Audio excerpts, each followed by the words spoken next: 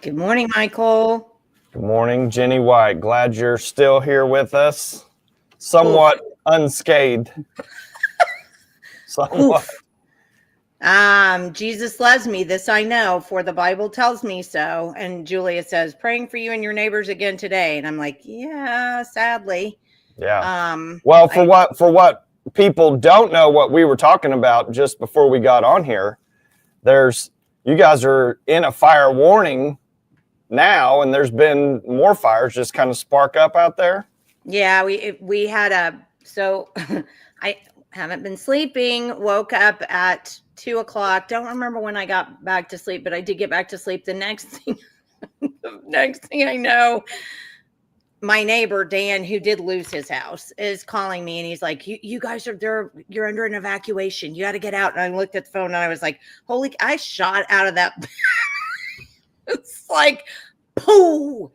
And yeah, and so calling all the neighbors again, and getting everybody ready, and so Dave and Sam drove up Indian Meridian because it was to the north of us, but at that point the wind was from the south, so we weren't quite that worried. So Dave drove up and he came back and he goes, well, we stopped, and one of the brush trucks was putting out a little thing on the side, and then we stopped and kicked one out along the road. And you're just like, where do we live? What is going on? Just like, it's a thing. I mean, it's a thing. And so I just wanted to say, because I was going to tell the story of what happened, because I think it's instructive. I definitely know. Yeah. Had I listened to somebody talk about it, I probably would have been possibly a little more prepared. I'm not really sure. Oh, this is funny. Lisa says Oklahoma weather is absolutely psychotic. Yes, you would be correct about that. Steph says, what's starting these fires? Well, this is what we had two, because I used to be mayor here, so I know a lot of the firefighters, and two of the firefighters came by Saturday morning. Yeah, Saturday morning. And I was talking to them and I said, do we even know, what's causing all of this? And the U.S. Forestry Service is the one that investigates wildfires. So the Forestry Service, at least on Saturday, had not come out and given their actual report. But according to what the firemen said, there was a guy over on Hickory Hills. It's called the Hickory Hills Fire. If you look it up, there's on Hickory Hills, which is I'm closer to Coffee Creek. I'm almost right at the corner of Coffee Creek and Indian Meridian. So I'm on Indian Meridian, almost right to the corner of Coffee Creek. And then, so Covell is about 3/4 of a mile to the south of me. So it apparently started west between Covell and Choctaw Road.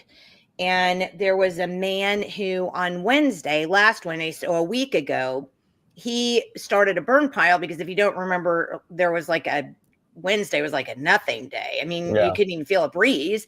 So he went out and started a burn pile. Well, apparently, and this is a thing, you have to go out and water down your embers when you're finished with the burn pile. So when it's done, you really should. It's just good fire safety to go out and water down your embers. I don't know if he did that. I don't know what happened, but there were still embers left in the burn pile. And then when all this wind came up, it ignited the burn pile. And so that's what ended up happening. There are a lot of tall native grasses and trees, oaks between there and my place. And of course, cedars, lots and lots of, I don't even know what you want to call them. Birthday candles, maybe. Yeah. Lots of those in between there. And so that's what they think sparked the fire. But I thought it might be funny to do this just because it's available and we can do it. So give me 1 second, and I'm going to share a screen with you, a window. I'm going to share this window. I hope. I hope I am. Is it coming up? Yes, there it is. Yeah. Okay, so this is what are you going to show? The green screen part of this or something? no. So, can you not see anything? No, I can see yours. I was thinking you were going to show like I guess it doesn't record it, but like when you took yourself out, it was green. You were in the green room. I said green screen in the green room. So we could see you, running around all over the place upstairs. I was like, man, goodness. Something is really bad happening. Okay, so let me share the screen with you that I was going to, let me turn that on. And you can see what I saw. So watch my reaction as Melissa talks. And you can see at one point, so see, I'm kind of looking out the window because I'm sitting, sitting in the second story and I make a funny face because I'm like, I don't like that because the smoke went up and I could kind of see the smoke. And this is the reason why I kind of like panicked here in a second because the smoke turned into fire. So I'm up on the second floor, but the second floor is only even with the top of my driveway. Okay. Because we sit down in it. We're on the kind of the middle of a hill. So my second floor looks out kind of at the top of my driveway. And so at some point I was like, well, I just have to get out of here because I could actually see orange coming over the top of the driveway. And I was like, okay, this. And you're looking straight west, straight to where all these are coming west. Straight to the east. Mm-hmm. And this was when I saw it, it was west and a little south is when I saw it. And it was the weirdest thing because when I saw it go up, because we see smoke out here a lot. I mean, you got burn piles and to be frank, out here, you do get quite a number of fires. It's just the way it is. And you kind of get used to it. And you're like, okay, well, I'm going to watch it because I see that, I see it. Well, this wasn't that. And I don't know if it was, and if you don't love Jesus, you probably want to get off because you're going to hear his name invoked a whole lot in the hour before Cindy comes on. I don't know if it was just one of those God things where it was like, nope, this is a thing, you got to go. But it was that. So I got off and I went down and Dave was working in his office downstairs. And I said, okay, honey, I see this plume of smoke. I'm very worried. We need to figure out what's going on. He goes, okay, don't panic. Because what you have to understand about my husband is that my husband says 2 words a week. I mean, that's probably an average, so maybe more. I mean, he's completely the opposite of me. He's been in the military, jumped out of airplanes, went to Ranger school, was stationed in Alaska for years. I mean, the man just is not flappable, So he's like, okay, Jenny, well, I'm going to get in the car and I'll just see what it's like. So he gets in the car and he goes up and I'm standing there, in the driveway looking at it like this. And he comes back and he goes, well, there's a very large fire, but I think it's going to miss us because it's west of us and the wind is blowing almost directly to the south. So I think it's going. And he said, our neighbor up the street, his name is Ray, but his farm is called the Funny Farm. He goes, I'm afraid, Ray's toast, but I think we're going to be okay. So we came back down. I said, well, let's get some things watered. I mean, let's try to be proactive. And he was like, okay, well, so we got an impact sprayer on in the front yard and I had a hose and I was kind of watering some things down. And I'm like, honey, this is bad because then the smoke started coming over into the yard. I mean, you could see the smoke coming into the yard. And I'm like, babe, this is bad. So he goes, okay, well, hold on. Let me go run up the street again. So he ran up the street. Well, he drove up the street, drove right back. And he was like, okay, no. Uh-oh. You muted yourself or something. How long have I been muted? No, just for like 10 seconds. You said he ran up the street, came back. And so he got in the car, went up the street again, came back and he said, no, we got to go. The flames are 30 feet in the air. I don't, we've got to go. So here's where all the problems started.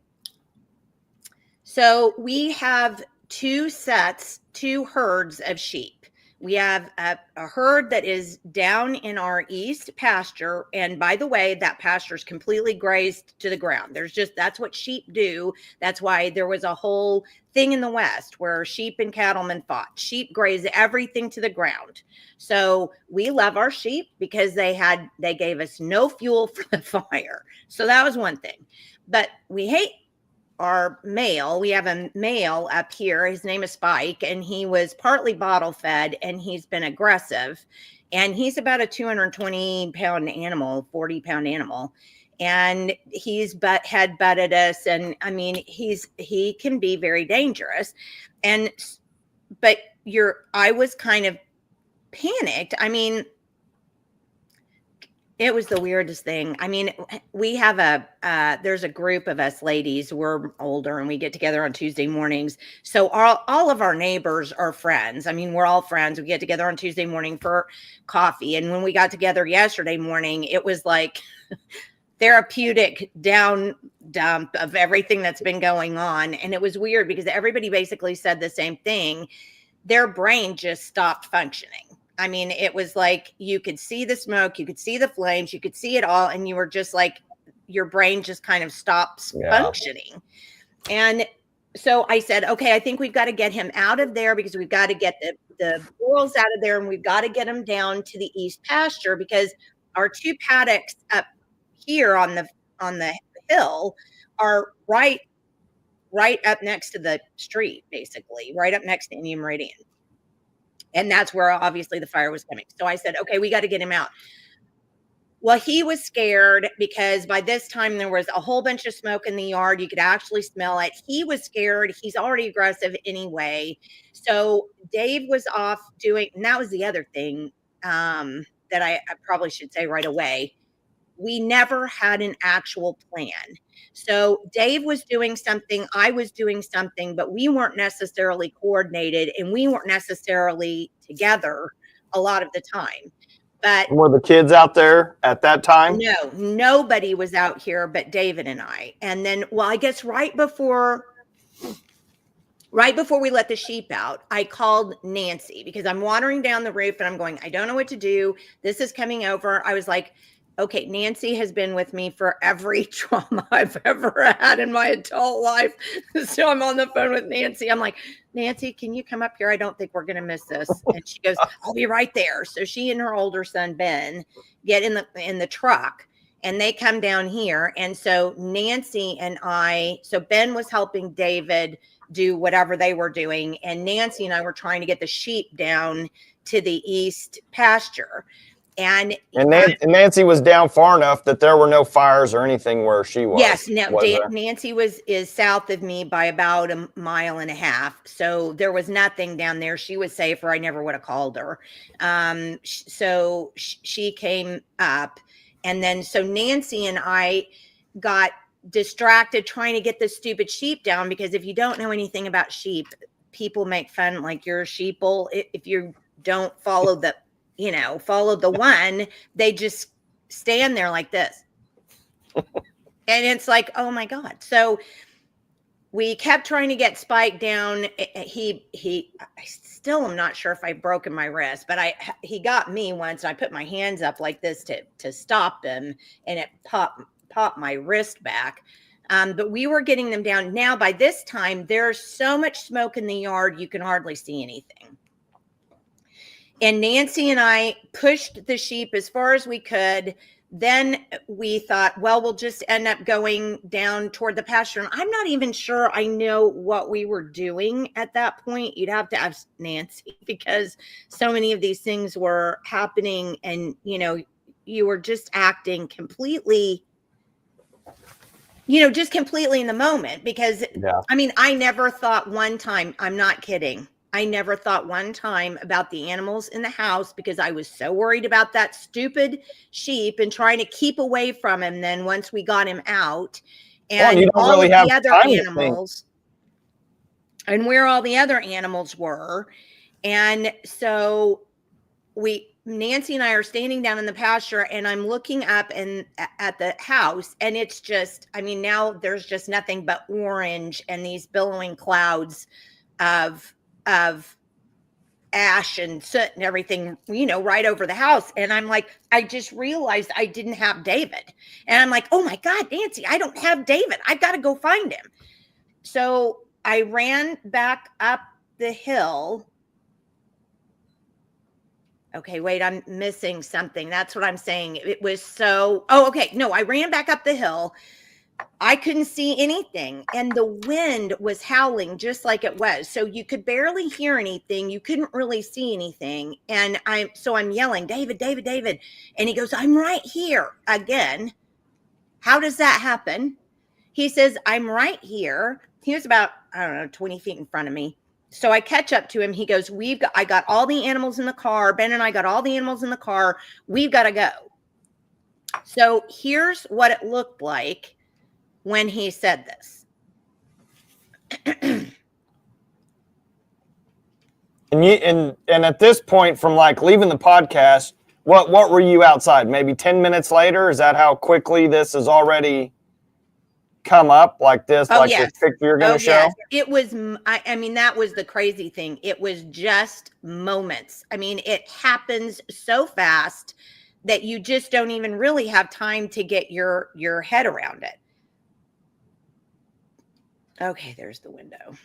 All right, so this is what it looked like.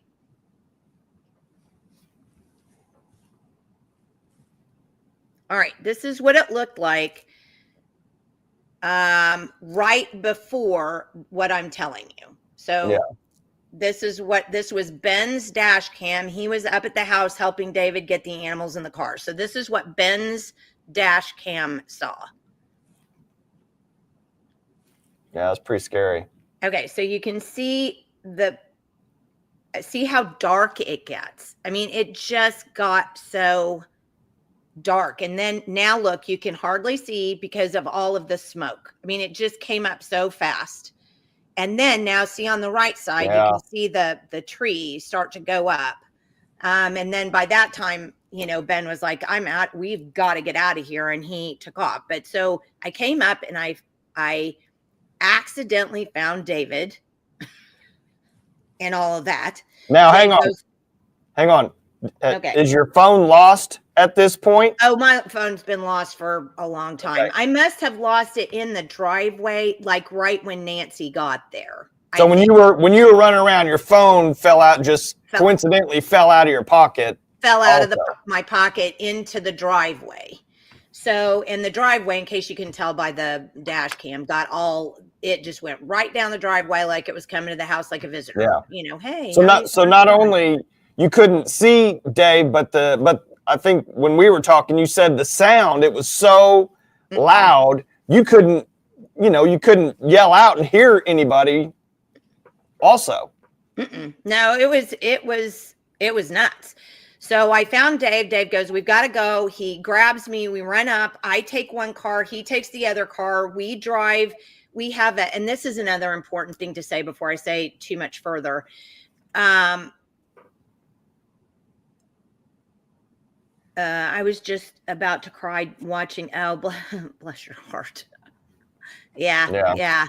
Because I think our gate was on Channel 9 when our gate went up. I think that was on Channel 9. But anyway, it's hard for me to remember. So, okay. So we came up to the house and we were getting ready to get into the cars, and the neighbor who's the fire woman, her and her son, who is also a fireman, were in the driveway. And Fawn says to me, you got to go. And I said, I'm not leaving, because I don't know. Part of it is my personality. Number one, just don't tell me to do something, because then I'm automatically going to say, well, up yours or so. That's just my horrible personality.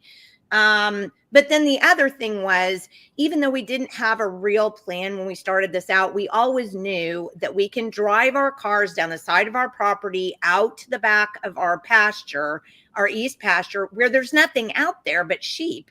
And there's no fuel. It's just all little tiny green things like this. There's no fuel out there. So we were going to get in the cars and go down to the pasture. I mean, we had an out. We knew there wasn't, we couldn't burn up out there, right? Do you see what I'm saying? Yeah. So I don't advise people to do what we did. Don't be stupid. Don't do that, because when I talked to the fireman who came on Saturday morning, I said, Brett, y'all can't make me leave, right? I mean, you can't, and I'll talk about why I asked him about that in a minute. I said, you can't make me leave, right? And he goes, no, it's your property. I can't make you leave. But let me just tell you, it's not fair for you to put my guys' lives in jeopardy, because now suddenly we have to come back and save you. And I was like, no, I totally get that. But I knew we had a way away from the house, right? So we just were going to take the way away from the house. We were the only neighbors who did not evacuate.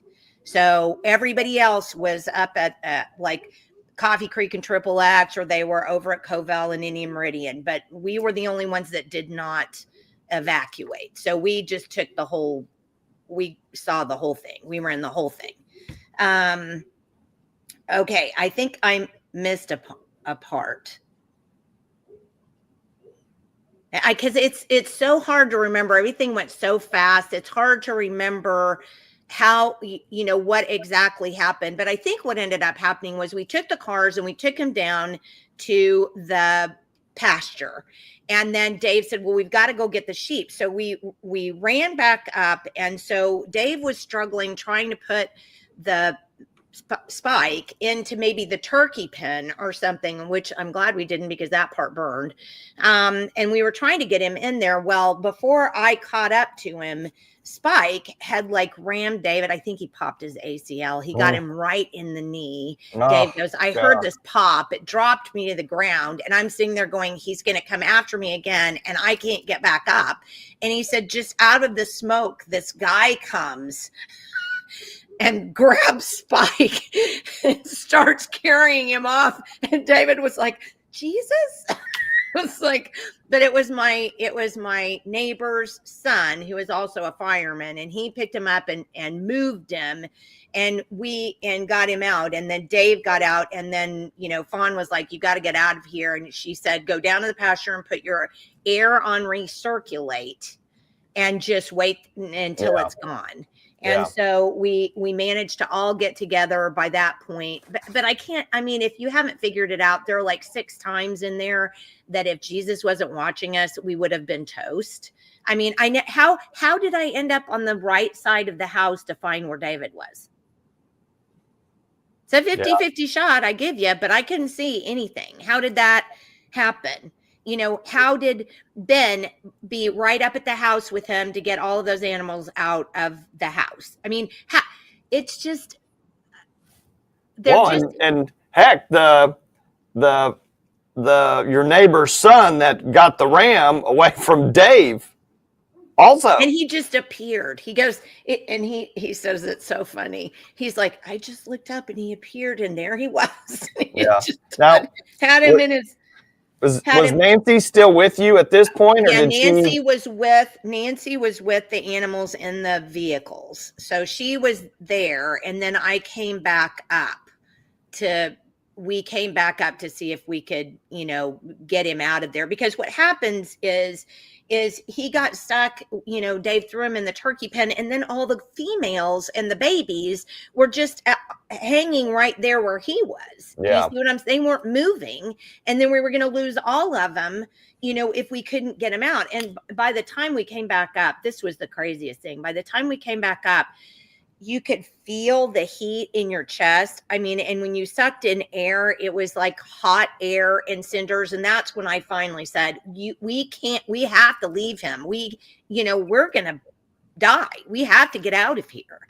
And so we ended up sitting in the pasture. Ben and Nancy and David and I and all of the animals ended up sitting outside in the pasture, watching the fire go over the houses and through the pastures in the back, and then on. It was like sitting in it was sitting in a firestorm.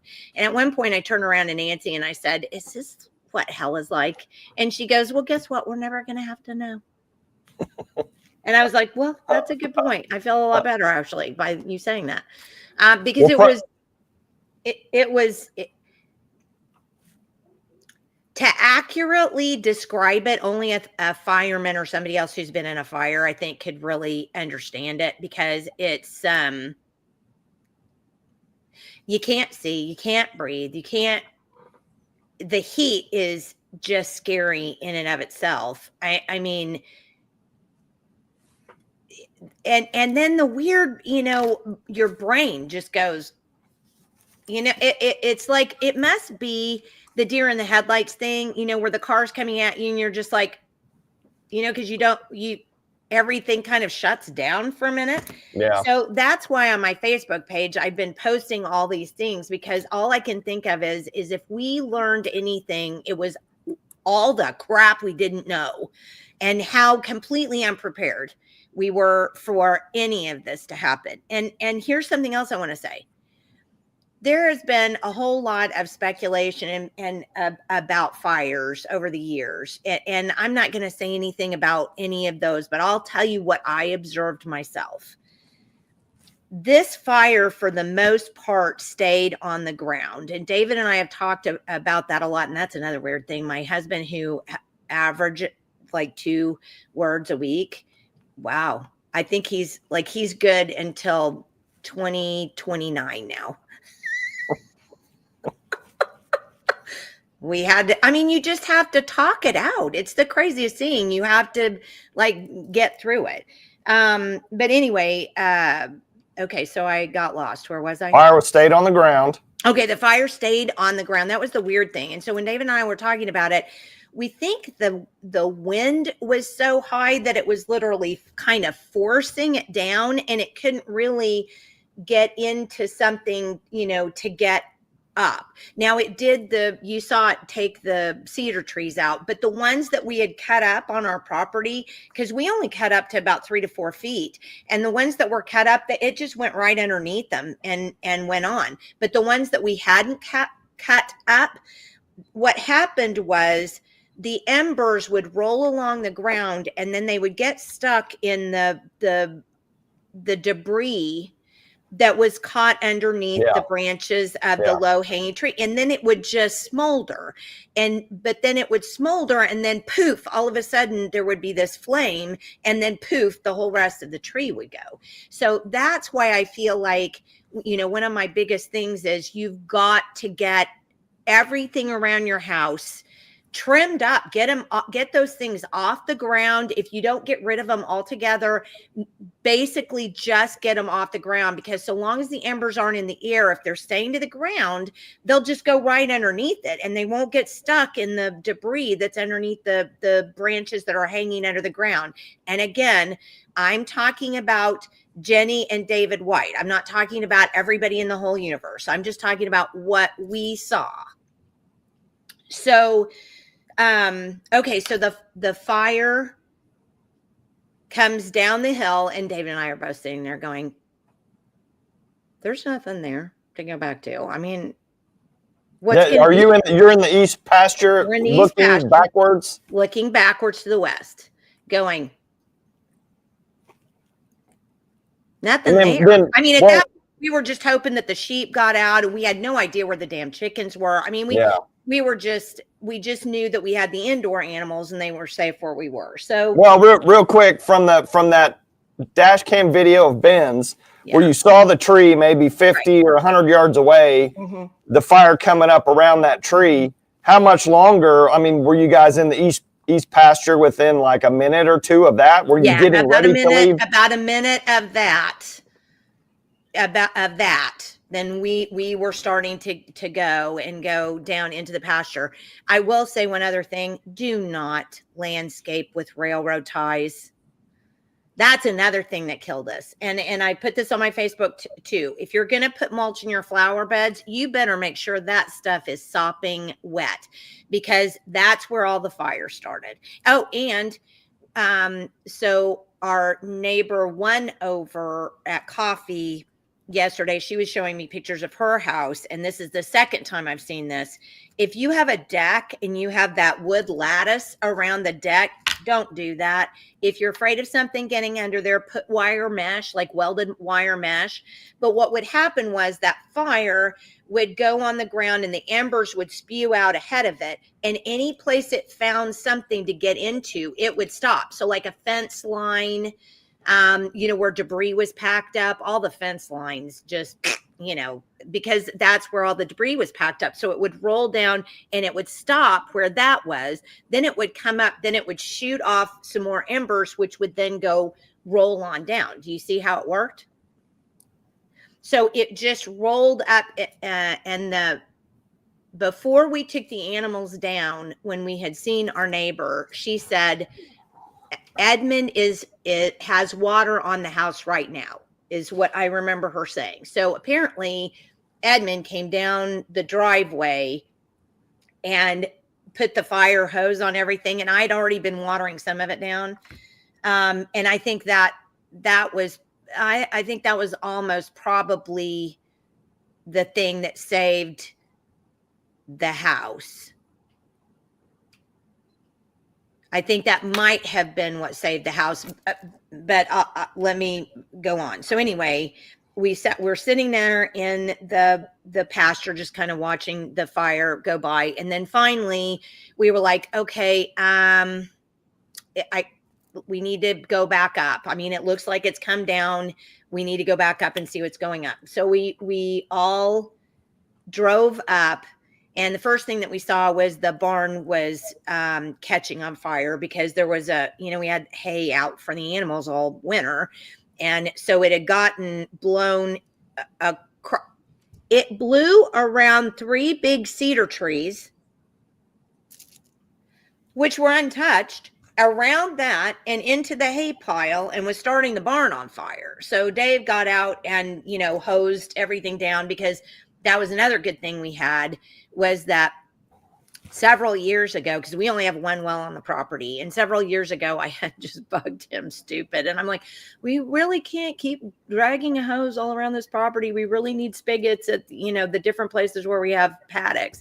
And so he did. He put in, it's one well, but it's 4 different spigots throughout the yard. Yeah. And we had hoses at each one. Again, not having that, toast would have been toast. But so he put got the hose and put that out, put the barn out. And then he, hosed down all the hay and everything that was on fire, and did that.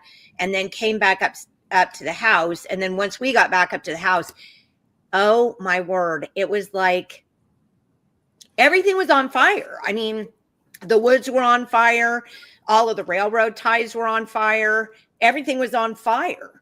And so just immediately, Nancy and I started getting hoses out and just getting everything down. And here's the other thing. We had electricity, because well pumps run on electricity. Had we not had the electricity, we do have a generator, and we do have a cutoff switch on our box.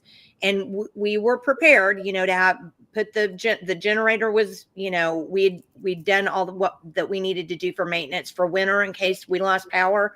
So we had that all ready to go, and we could have used that. But I'm just saying, so many people around here, the poles burned and knocked all the Wi-Fi down and the electricity down. And we didn't have that. So Nancy and I were out just watering, killing fires. And then the funniest thing happened. So we were just putting out fires, everywhere. And then all of a sudden there comes a car screaming down the driveway. And it's my oldest with my youngest. And she gets out of the car in flip-flops with this case of water. And she's like, let me at it. And I'm like, you're in flip-flops.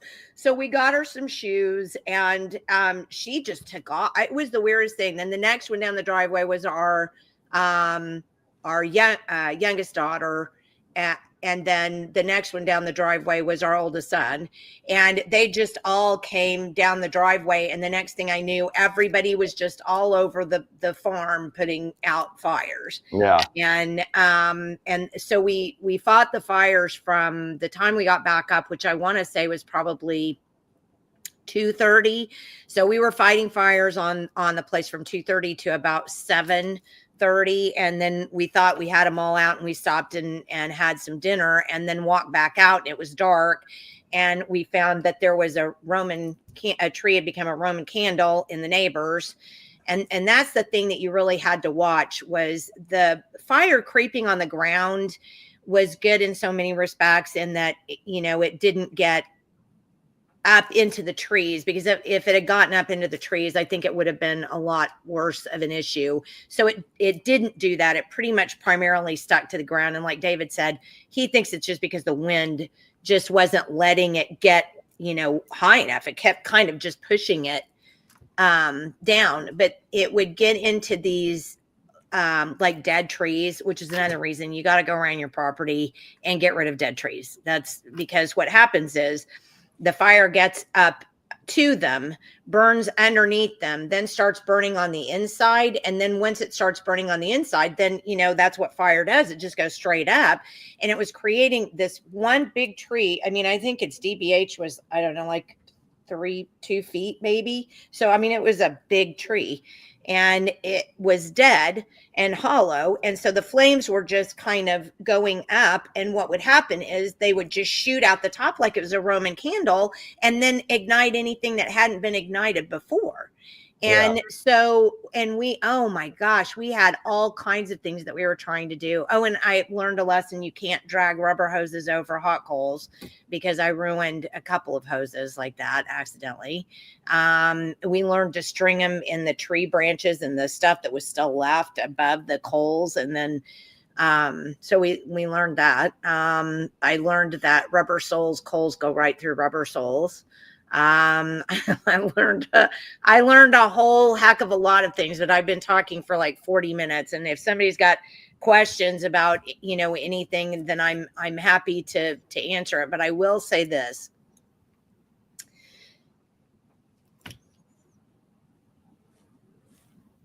I almost hate to say and talk about how blessed we are, but when we came back, I forgot to say this, our flower beds were on fire. So I'm just convinced if we had left, if we had not come back, if we had not been right there to come right back and put all those fires out, I don't know that there would have been much left. I really don't, because Nancy can tell you everything was on fire when we got back. Back up, and it was just putting those things out that I think, really saved us. But here's the thing, I'm like, I now know of 4 people in this area who are either very good friends or we did, homeschool with or something, who have nothing left. It's just gone. And that's another thing. Between a tornado and a fire, there's a complete difference. With a tornado, there's stuff in trees, it's knocked over. You've got to have people come out and help you get, the stuff picked up.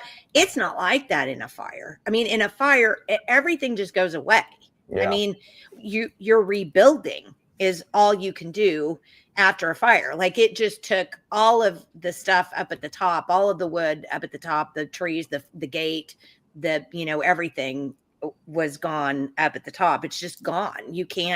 There's nothing to help with, because that was the other thing. Everybody was so sweet. What can we do? We'll bring you food, but, and I'm like, but we have our house. So, give it to somebody who doesn't have their house or is, misplaced, or, because we can do that. And thank everybody so much for their concern and their prayers because I'm telling you, my husband and I have been together well over 30 years for, because we're a lot alike, as much different as we are. And, I don't talk a lot about what's happened in my past, because usually it's not relevant, but I'll just say this. I'm a cancer survivor. I survived a nasty cancer. I lost a son. We lost a son, 6 months gestation. And I had to deliver a baby that wasn't alive. So I've been through that. I've, just adoption in and of itself is, that's somewhat difficult and hard on a family, especially when you adopt older children. We've gone through, and we've been in tornadoes. They haven't done anything, but we've had to take shelter, stuff like that. we've been through stuff, and I've seen Jesus in so many of these things. And, he's just, I don't think he quite has seen that. And I think this did it. I mean, he was just like, because I can't figure out how we could have done this. How could we have done that? How did I find you? How did we, I'm like, I'm telling you. I mean, but then I sit there and I think to myself, but what does that mean? Does that mean my friend Dan isn't blessed because his house is gone? I mean, does that mean my friend Vicky is not blessed because her house is gone? It bothers me. It hurts me. I think I understand survivor's guilt a little bit now, because there's some parts of it where you're just like, well, how are we blessed enough that we had to root out that we could stay and come back? I mean, and save what we had. It's really hard, because I don't want ever anybody to feel like, oh, well, are you gloating or something no, my God, no. And people, I mean, we worked like hell to keep, our, did I do that? I mean, we worked very, very hard to keep what we had. I mean, I will say that. But I read a thing, because this is how, you can't put blame on things that are not in your control. So remember that the astronauts were trapped in space, and Elon Musk, of all people, was able to go get them. So this came up in my news feed, and I've hardly been reading any news, because we're catching up on so many things that didn't get done. I mean, it's just, I think people can probably imagine, it's just your head goes in 40 different things, and there are so many things to do. And then on top of it, we lost the washing machine. The washing machine died. So I have like 2 feet of smoky, sooty, gross clothes in there, just going, hey, how's it going? But this is what he said. This was Butch Wilmore, who's one of the NASA astronauts who was stranded. After being asked what his life lesson or takeaway from these 9 months in space was, astronaut Barry Eugene Butch Wilmore replied, well, I can tell you honestly, my feeling on all of this goes back to my faith. It's bound in my Lord and Savior, Jesus Christ. He is working out his plan and his purposes for his glory throughout all humanity. And how that plays into our lives is significant and important. And however that plays out, I'm content, because I understand that. Wilmore continued, I understand that he's at work in all things. Some things are for the good. Go to Hebrews chapter 11, and some things look like it's not so good, but it's all working out for his good for all those that will believe, the astronaut added. And that's the answer. And so that's the only thing I could think of is, and this is what we talked about yesterday at coffee.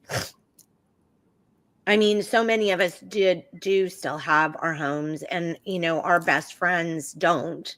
And it's just, and it's hurtful, because, you're like, we do life with these people, and their stuff is gone, and it's, and there is some of that where you just kind of feel like, but then why not me? But, my neighbor Ileana said almost basically the same thing that, that astronaut did, is that things happen, and it's all the way God works them out. And if you get in the big middle of it, kind of like John said, if you get yourself in the big middle of it and thinking you're God, and that all of this was somehow in your control, and it just, you pick and choose. I don't think I can see it. I think I see it the way that, Mr. Wilmore does. I think I see it like that. And we learned some hard lessons, but we were able to save everything, and we're just grateful to God and Jesus Christ. And my daughter sent me the sweetest thing. And that's another thing I have to say. Man, you have a lot of kids, right? I mean, you have 5, I have 4 essentially. And sometimes you just want to pull their hair out, and hurt them, And these 4 kids showed up from all over everywhere, dropped everything they were doing, didn't even think about themselves, and were out there fighting fires all over this property. And we have a great picture that my daughter said, I hate family pictures, but we're going to do one right now. And so we took a family picture of us all covered and stood up at the top, behind the all the devastation. And I think we may send that out as our Christmas card this year, because it was just kind of like, how do you, so they were just phenomenal. And this was another cool thing too. My oldest son came over to me and he put his arm around me at one point because I was just dead. I mean, my knees are shot, right? And it was just like, you just knew you couldn't stop and you just had to keep going. And finally I was like lying on the ground, and my son came up to me and he put his arm around me and he goes, I got to tell you, I've never been so happy that you and Dad are so self-sufficient. And I was like, that made me feel so good. Yeah. I just thought, we're not spring chickens, but you can't, Well, poor Dave with his knee the whole time. I know. Oh, I know. Going all over the place with this, probably his ACLs. I know. Oh. And I know it was bad because, originally he's like, Mr. Power through, power through. And so yesterday he comes over and he goes, can I have your knee guy's name? So we both have appointments at the knee doctor, but let me read you something that Betty sent me a text, because Betty sometimes gets really anxious about stuff. And she was like super anxious about all of this stuff happening. Like, so the kids all went back to their houses, right? But Betty was really concerned, and she said, I had another dream of y'all being out there, but Mimi appeared as an angel and saved our house with her wings. Yeah. Wow. Well, and I thought that's probably true, Jenny. That's probably true. Well, I almost hope not, because my mom would have been so upset had she been alive. I don't know that she would have. Laurie says, I want a Christmas card. I'll get you one. Julia says, like Shadrach, Meshach, and Abednego, may God deliver us. But even if he doesn't, we won't bow down to your gods. That's it. That's it, Jules. That's it. Even if he doesn't, we won't bow down to your gods. That's right. And, for whatever reason, the house is here. We're all of us are here. We did not lose a single animal. Even that little turd Spike is still out there. But David, the first thing he did after we were kind of settled down, he went out and got a hood. It's a hood that you put on them. And that's what we should have done. But again, you're just struggling to think of the next thing to do. Yeah. And then this morning, so when Dan got me out of bed at 6 a.m., you guys, there's another evacuation order. I remembered that we had left all that Civil War memorabilia. That would have gone up. All the Civil War memorabilia would have gone up. All of the stuff that, my grandmother and my mom left me would have gone up. It just would, it wouldn't have, it would just have gone. Oh, let me say this, because I forgot about this. And this is something that Dave and I are working on actively right now. So Dan said that the problem with his safe, because he had two safes that were fire safes that say fire safe, right? Yeah. He had 2 of them. He has nothing left in them. The safe is still almost kind of you can recognize it, but all the stuff is gone and melted and everything else. And so Dan learned that the rating on the fire safe is in minutes.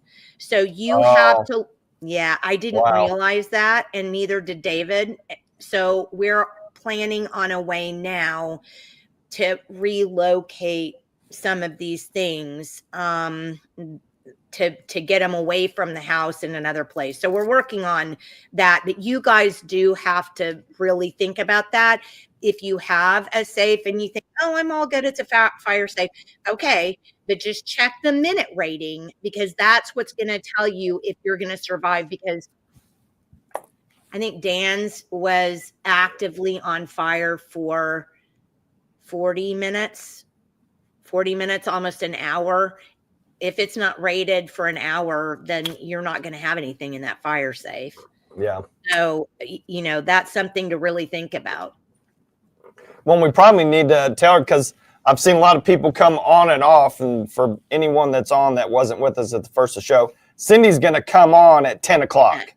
Yeah, we can get her on at 9. Yeah, we couldn't get her on at 9. So she'll be here at 10. But we probably need to hit. So like two things, like I know Lisa was talking about that prep list, Jenny. So in your opinion, like, got to clear the underbrush under the trees, like what, maybe a foot, 2 foot? What do you think? Minimum of 3. Oh, 3 foot. So, minimum of 3 foot underbrush, any dead trees, don't put the railroad ties. Yeah, no railroad ties, no mulch. And if you're going to keep it there, make sure you have like a soaker hose on the top of it. Put water on your propane tank. If you have a propane tank, that's what our neighbor did, was throw a hose over the propane tank, to keep all of the stuff underneath it wet. I did want to go back, because remember, Ralph was a firefighter, and he said battling wildfires is the absolute hardest part of being a firefighter. They aren't contained like a house fire. In cases like this, there are never enough firefighters. It's the hardest work I ever did. And that's the other thing, man. You have to really thank these firemen. I mean, it's just amazing. And I've tried to ask Lisa to come on the show to do a go bag. She does all these go bag things. I don't think it would hurt to have a show on go bags, because I don't care if you live in the city or if you live in the country. If your house goes up or there's a tornado, you're going to have something. So I don't think it would be a bad thing to do that, particularly because of the fact that we do have tornado season coming up. Mary says, if you had to bug out and could only take 3 things, what would they be? My husband and my animals, because apparently that's the only thing that mattered to me, because that was all that went. Yeah. So I didn't take anything. I mean, like I said, all the Civil War memorabilia got left in the house. I mean, it was like, it just didn't happen. I'm near the Guthrie-Logan County fire, scared to pieces still, and so grateful for you. Our local station is getting plenty of cookies next week, and I would totally do that. And then Steph said, thank you. We're talking about that yesterday about the safe. Yeah. So if you want to go, I knew you were going to say people and animals. Well, because that's the only thing, honestly, Mary, that was my brain just, I guess that kind of shows you what really is important when the poop hits the fan. I mean, it's not your stuff. You're not thinking about the stuff inside. You're thinking about animals dying of asphyxiation or getting overcome with flames, and like I said, all of our kids were gone. So we weren't worried about kids. We were worried about animals and each other. Well, after the fact, did you ever find out where those chickens went? I mean, any idea where all those chickens and other things, where they actually went? I have no idea. And I did find that the ram had just been kind of leading the females, the ewes, all over the yard, just kind of away from where the fire was, because you have to understand, we have woods on the north side and the south side of the house. So what happened was, when it came down the driveway, it just split and went into the woods on either side of the house. So it just burned all the way down, in those woods. So I have no idea where those chickens went. And Dave and I were for sure they were gone, and they just started showing back up. And I was you guys were in the east. Yeah, you were in your east pasture, and they weren't there. I guess you would have saw there. No, we never even saw them. We saw the ducks. We didn't let them out of their pasture because there wasn't. They intuitively understood to just go to the middle of that garden and lie flat.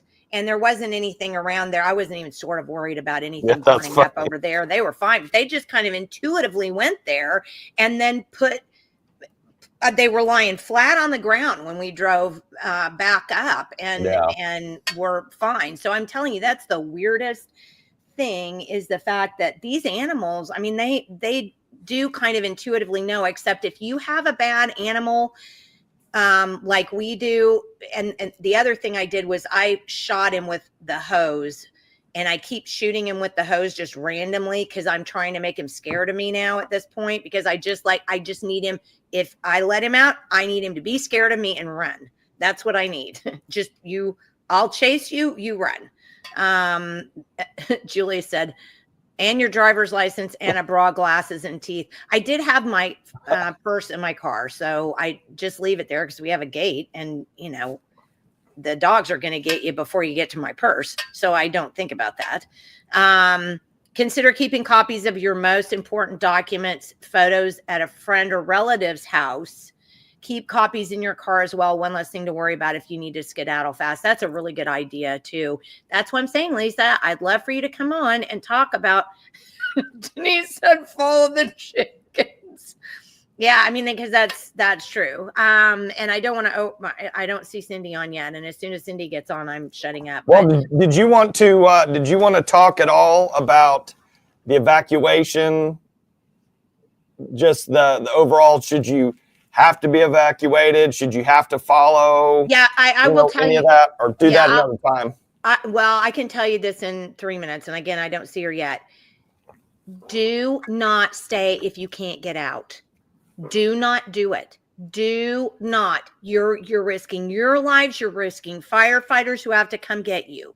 If you have a plan and a way out where we were sure, because there was nothing to burn there, right? I mean, we were in a place where there was nothing to catch fire. And I know because we sat and we watched our neighbor Ileana's pasture. She hadn't had any animals on it at all. Our next door neighbor, he has horses grazing his. So the one pasture that had no animal pressure on it at all, poof, went like sky high. Yeah. It was crazy. So we knew we were in a place where we weren't going to endanger anybody else, or we weren't in danger. And if for some reason it had gotten poles and come toward us, we were in trucks and we would have just knocked the fence over and gotten out to the road. So we were not in any imminent danger of losing our lives when we didn't evacuate. And I absolutely want to make sure that I don't want people going, well, Jenni didn't evacuate, I can do it. No. We knew we would be safe. You cannot stay if you don't know that you're going to be safe. But that being said, if we had left, if we had evacuated, I don't believe we would have come. I know we wouldn't have come home in time to save the barn. The barn would have gone up. And I'm pretty sure the house would have, because, the mulch around the house was what went up. Well, in Lori's comment there, I will say, like, every single year before tornado season, I literally just take my phone, I videotape the entire house, I go in all the bedrooms.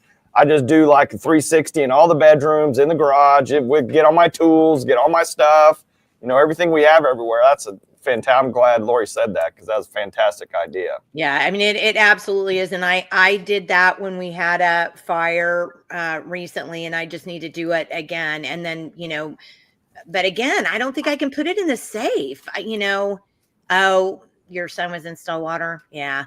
Well, and our friend Carolyn McClarty, who was on the other day, she was in Stillwater, and that's the other thing. I don't want people to think, I understand the anxiety of feeling like you're going to lose your home. I mean, we were sitting down there in the pasture, seeing that orange smoke just engulf everything, going, well, I don't see how it's still there. I mean, the PTSD is, it's real. Oh, yeah. Yeah, you definitely suffered trauma. No doubt about it. It was, but again, the one thing that I really wish we had, and we were getting those this morning when, all the emergency signals went off. We were getting masks and stuff to put on. Okay, here comes our auditor, and I definitely don't want to take up her time, but we can't see you. Is your camera on, Cindy? Check your camera. Hold on. We're hanging on for Cindy. And while I'm waiting for her to get her camera together, let me just say, I really apologize. Some of you that are on, I hope you have good questions, because looked like your house was on fire when Channel 9 was showing. Yeah, probably so. Yeah, I bet it did. I know it looked that way from the opposite direction. Cindy, Try getting out and coming back in, maybe. Anyway, I tried to read part of the audit, but again, we were trying to evacuate this morning, so I didn't get the reading done. I was going to get done this morning, and I read part of it last night, and my brain wasn't there. So I think I have some cogent questions, but I'm not really sure. I printed it out so that we had, maybe I need to text her. Yeah, she may not be able to hear us. You may have to just kick her and let her come back in. Okay, let me. And while you're doing that, I have to go take a couple phone calls here real quick. Okay, you do that, and let me see.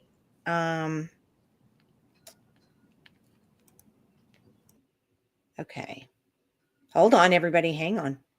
I'm texting her right now to see what's going on.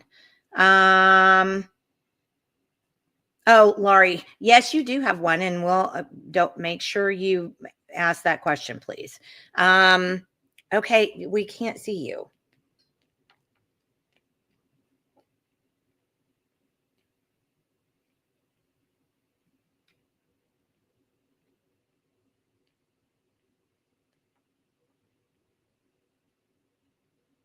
I know everybody's like, I just love watching Jenni text. So I'm going to kick her off. I know. Sorry. I hate kicking her off. That scares me.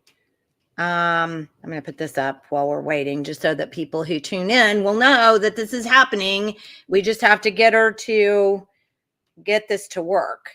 This is why, so you're getting to see some of the fun stuff of what we do before we actually come on for a program. So all of our guests, we try to get them on like 10 minutes early or so to check everything and make sure mics work and make sure, cameras are working and that kind of thing. And so this is what happens in the 10 minutes before we go live that you guys don't see, is trying to work out all the kinks. So Steph says I have text skills. I have swipe skills. Does anybody know what that is? SWYPE. It's an app that you can use. So you don't use your thumbs to text. You do this with your finger. And that doesn't work because this is my old phone that I'm using since my other one burned up in the driveway. And I had to get a new one because the whole case or the whole screen is cracked, and running my fingers out over it, it's not super comfortable. Okay, so hang on a second. I may end up having to call her because I don't see her popping back in.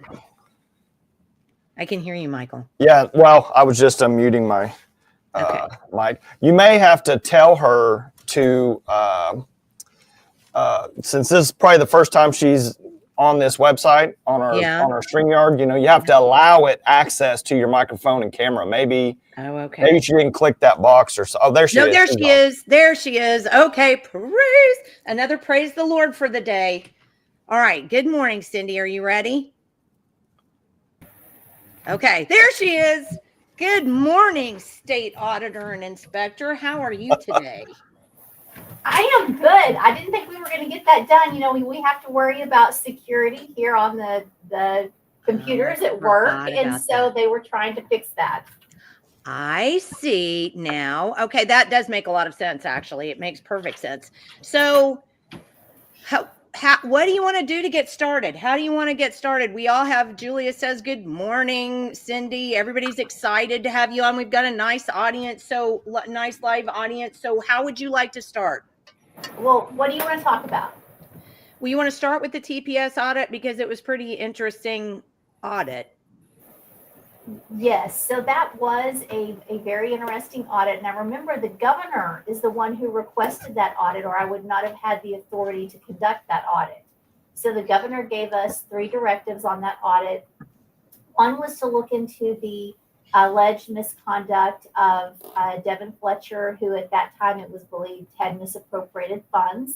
The second thing was to look into some of the procurement practices of TPS. And then lastly, to look to see if the school had violated House Bill 1775, which, as you know, was the banning of teaching of critical race theory. So we started that audit, and keep in mind, Jenni, even though we put out close to 400 audits a year, These investigative audits take a lot of time. And part of that reason is because we're looking to see if anyone misappropriated funds. That's just another word for stealing or illegal activity. We have to look and see if laws were violated. And before we can put a report out, that talks about people's actions, we've got to make sure it's correct. So those things do take time. I just want to make sure your audience understands that we are doing close to 400 other audits a year. So as we got into this audit, it took a little over 2 years to get this audit completed. Even though that wasn't the sole project these auditors were working at the time, we had to go back and forth with Tulsa Public Schools, obtaining documentation, and we did not feel like they were as cooperative as they claimed. You can see that in the email streams that we had, where we continuously had to ask for additional information, or what we received would be incomplete. So at the end of the day, whenever we put the audit out, we found that the Tulsa Public Schools had some really big issues. And I would say to your audience that gross financial mismanagement was at the very top of the list. That was a big concern. Tulsa Public Schools spent millions of dollars without complying with their own board policies for competitive bidding. We found in some instances that expenditures appeared to have been hidden from board members and buried in consent agendas. We found that there were, throughout the audit period, which was school year 2015 to school year 2023, close to $35.5 million had been spent on DEI initiatives. We also found that one of the employees, who was the director of the Bond and Energy Department, had been what appeared to be running a business out of Tulsa Public Schools, an architecture consulting business. And in his emails, we found where he was responsible for rating engineering firms who would get the contracts for the bonds that had been passed for the construction projects. And he would rate them. And one of the ones he had rated as the top engineering firm was also one that was turning back around and hiring him for consulting projects. I think we found that firm, the engineering firm, had paid this employee over $300,000. So some very concerning issues here. Well, Kendall Sakieri was on our program, and she was talking about that particular issue itself, the fact that so many schools do that kind of a thing with their bonds. It's kind of a circular, it's its own economic stream, the way they do that. We feel like this is a potential violation of law, and that was one of the items that we turned over to the Attorney General's office for them to look into further. If you're going to ask the public for their tax dollars for bonds to build construction projects, I mean, you really need to make sure that you are competitively bidding, that you're getting the best price for the best product, and that you're being transparent in all things that you're spending those funds on. You use the word fraud in here numerous times, and I do know that fraud is a legal term.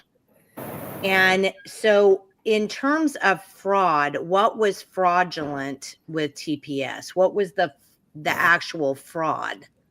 Well, you're not going to hear me say the word fraud. You're going to hear me say things like misappropriated funds or potential violations of law. Only a court can determine if fraud has been committed. So whenever we say fraudulent invoices, we can see that the invoices were altered or tampered in some manner. So one of the things that we did feel like was an issue, Devin Fletcher, who was the chief talent manager, I'm not sure I have his exact title correct, that was part of the misappropriation that was found that was directly related to him. So if you remember, that part of it was investigated by the FBI. He had already went to court and pled guilty to wire fraud for misappropriating $620, I think I have notes here, $620-something thousand, $603,000. What we found as we looked at the entire period, was that number was actually $824,000. And that was perpetrated by altering invoices. And then the vendors, again, that money would come back through to Devin Fletcher. Wow. Well, I noticed there were urban schools, human capital academy. Some of the terminology in this stuff was clearly leftist. Well, we had a big problem with looking at many of these invoices. We looked at, I think, $37 million. That was our sample. We didn't look at 100%. That was our sample. And a great concern is that we could not determine in many cases that the school had received the goods or the services for which they were paying, because there was not enough information to determine what the school actually received. These, the contracts had vague wording. We called it word salad. Whenever the invoices were submitted, there was nothing that an accountant could look at and say, yes, the school received this, it's time to pay that bill. In fact, if some of the basic procurement practices had been in place, we don't believe that Devin Fletcher would have been able to have perpetrated his scheme. At one point, I would even point out that a Tulsa Public School employee questioned some of these invoices and why they had not been bid, but the deputy CFO at that time just said, it's okay, let's go ahead and pay it. Okay. So Visit Vantage asks, can you talk about the role of out-of-state NGOs and related conflicts of interest with TPS staff? Because I think there are a lot of people, at least this is what I got the idea, people had read it and they have specific questions that they wanted to ask you. Okay, so the NGOs, of course, are just non-government organizations, many times nonprofits. And the school did transfer a lot of public tax dollars into NGOs in order to provide wraparound services. We could not determine, again, this was a chief issue that we saw here. You could not determine exactly what services were being provided back to the school. Some of these websites we did feel like may have offered DEI services, but the invoices were still so vague that we could not determine what was delivered to the school. The problem with NGOs specifically, don't ever assume that a nonprofit is not making a profit. And I think we're seeing that at the federal level right now with the more that Elon Musk reveals in Doge. These nonprofits that were receiving Tulsa Public Schools tax dollars, we found that a lot of the expenses were administrative costs from what we could see. And we don't believe that information was even coded correctly in the OCAS system. Now, if you're not familiar with the OCAS system at the State Department of Education, every expenditure has to be coded so that you make sure that you're not exceeding, for Tulsa Public Schools, it was 5%, that you're not exceeding a 5% cap for administrative cost. We can clearly see that some of these expenses were not coded accurately. And of course, we've recommended in the report that the State Department of Education look into that, because if so much money is being spent on administration, then we know it's not getting to the classroom with the students. Okay, well, I don't want to step over Michael. Here's another good question. What does it take to get a forensic audit for a municipality that gives taxpayer money to an economic group that has refused transparency or open records request? They've altered documents, invoices, etc., and using taxpayer funds for private agendas, personal enrichment, and still refuses financial transparency. So the auditor's office, the state auditor, cannot audit municipalities or school districts without a special request. So a request for that audit for those audits can come in different forms. It can come from the attorney general. It can come from the district attorney. If it's a municipality or school district, the boards or the council can ask for an audit. There's also a citizen petition request, and that requires us, if a citizen has an issue and they feel like an entity needs to be audited, they can come to the state auditor's office. We have the ability in law to help them formulate a petition with items to be audited. It has to be real clear items that are auditable, because sometimes we've received some really crazy requests. Once we help formulate that petition, the citizen then has 30 days to go out and get 10% of the signatures of the registered voters. At the end of the 30 days, those signatures have to be turned back in to the state auditor's office, and then they are verified by the election board secretary of the county. And if those signatures are valid and there are enough, then we immediately have authority to conduct that audit. However, remember, the entity has to pay for the audit. So if it's an entity, or if it's a citizen's petition for a school district or a city or town, they will have to pay for that audit. The citizens. Not the municipality. Or Oh, okay. Oh, that scared me. Holy cow. Yeah. All right. I got a The city. Well, I have a question, Cindy, or a couple questions. I'll just work them in here. So, like with the Tulsa audit, you said the governor directed what you guys were actually going to look at, correct? Like audit. So what if you get in there, because it's not like just 100% forensic audit of completely everything. Like, what if you get in there and you find other things? Are those notated or documented somewhere? Like, hey, we see there's possibly something going on here, but we're not, how do you deal with those kind of things? If there's something else that we notice, we go back, for instance, we would go back to the governor and say, we need you to expand this request. So keep in mind that my office has to bill by the hour for these auditors, just like a CPA firm does. Okay. And so we only have the authority to do exactly what we're requested to do. But of course, if we ever get in here and we see something that needs to be audited, or it looks like there's something else going wrong, we're always going to go back to the entity or to the person who requested the audit, the governor, the attorney general, or district attorney, and say, we need you to expand this. And then we have the authority to go back in. If it's a citizen's petition and we are only looking at a certain few objectives and we find something, then we take it to the district attorney and say, hey, we're going to need you to jump in here and help us because we found something else. And I've never had anyone deny a request if we feel like there's a legitimate issue to go investigate further. Yeah, good. Well, and then just another question quick on, like you said, that $35.5 million DEI cost outlay, was that like in curriculum purchased, or was it like trainings for teachers and counselors? Do you know the detail of what that actually was? It was training and coaching, I believe, is what we found there. Now, Wow. I want to point out something very interesting here.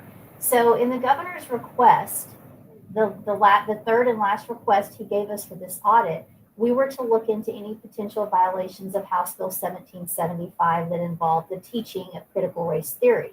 But what the audience needs to understand is there are also administrative rules that accompany that statute, and they carry the full weight of the law.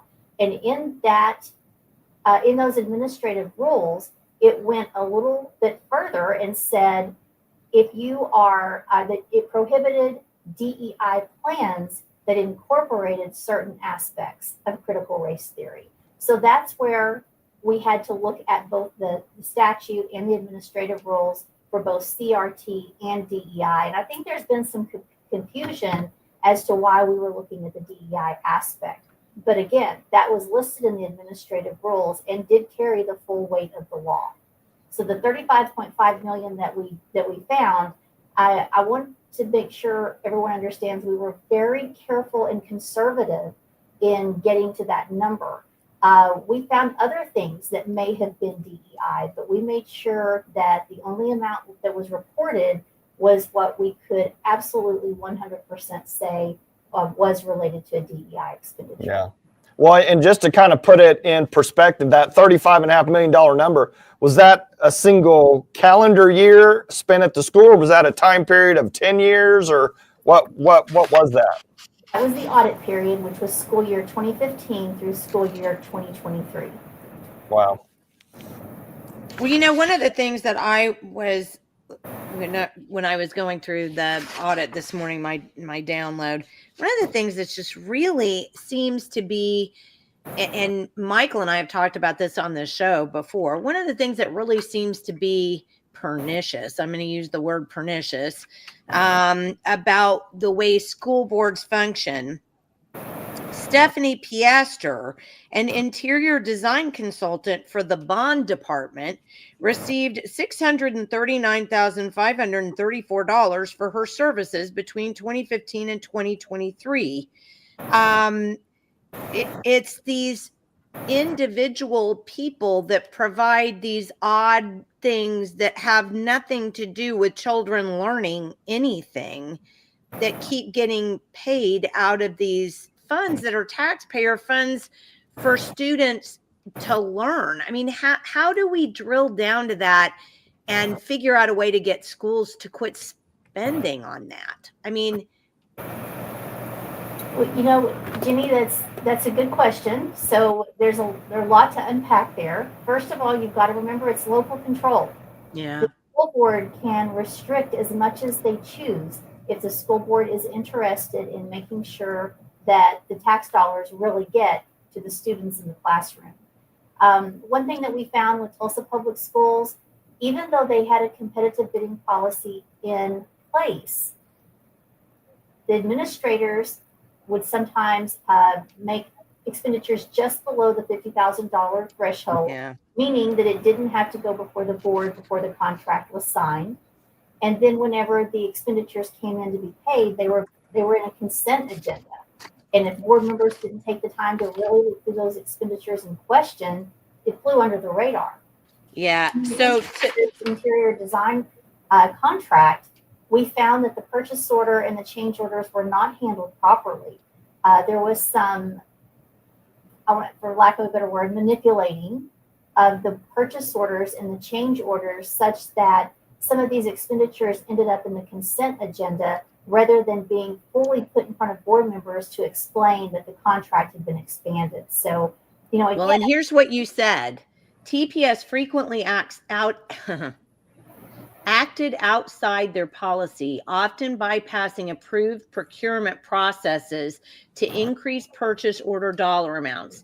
Instead of placing these charge orders on the board's agenda to amend or increase previously board-approved purchase amounts, they would obtain approval for new purchase orders through the consent agenda, thereby limiting board oversight.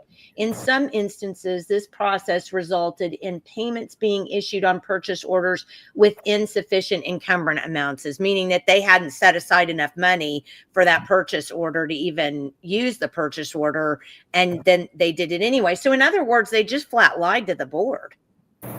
Yes, manipulated, your word of lied.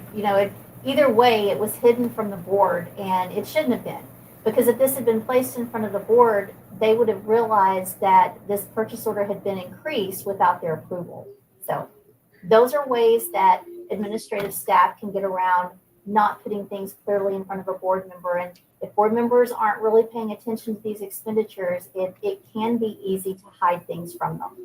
I suggested one thing that I feel very strongly about. County government is very transparent in the fact that they are publishing their minutes and all of their expenditures once a month in their local newspaper. Now, I'm not advocating that school districts spend money to publish in the newspaper all of these things, but these school districts have a website. Yeah. And there should be enough information that the taxpayers can see exactly what's being spent each month. And it costs no money to put the list of expenditures and the amounts on the website each month, and every taxpayer deserves that. Yeah, I want to say one more thing very quickly. This audit might never have happened had it not been for the group of whistleblowers in Tulsa. Now, there were eventually 2 school board members that took it to the governor, but that community was paying attention. And there was a group of people, we never ever give out the names of whistleblowers, but the whistleblowers who did bring things to us had very good concerns, and I'm glad they were paying attention because it has led to bringing light to this entire situation. And I hope that just as you questioned the expenditures being hidden from board members and how do we make sure that these things aren't happening, hopefully we can continue to shed some light on this. Sorry, my energy efficient lights here at the Capitol are going off. We can continue to bring some attention to this, because that should be a law that some lawmakers should have been already trying to put forward this session, of making these expenditures transparent and making it easier for the public to know where their money is being spent.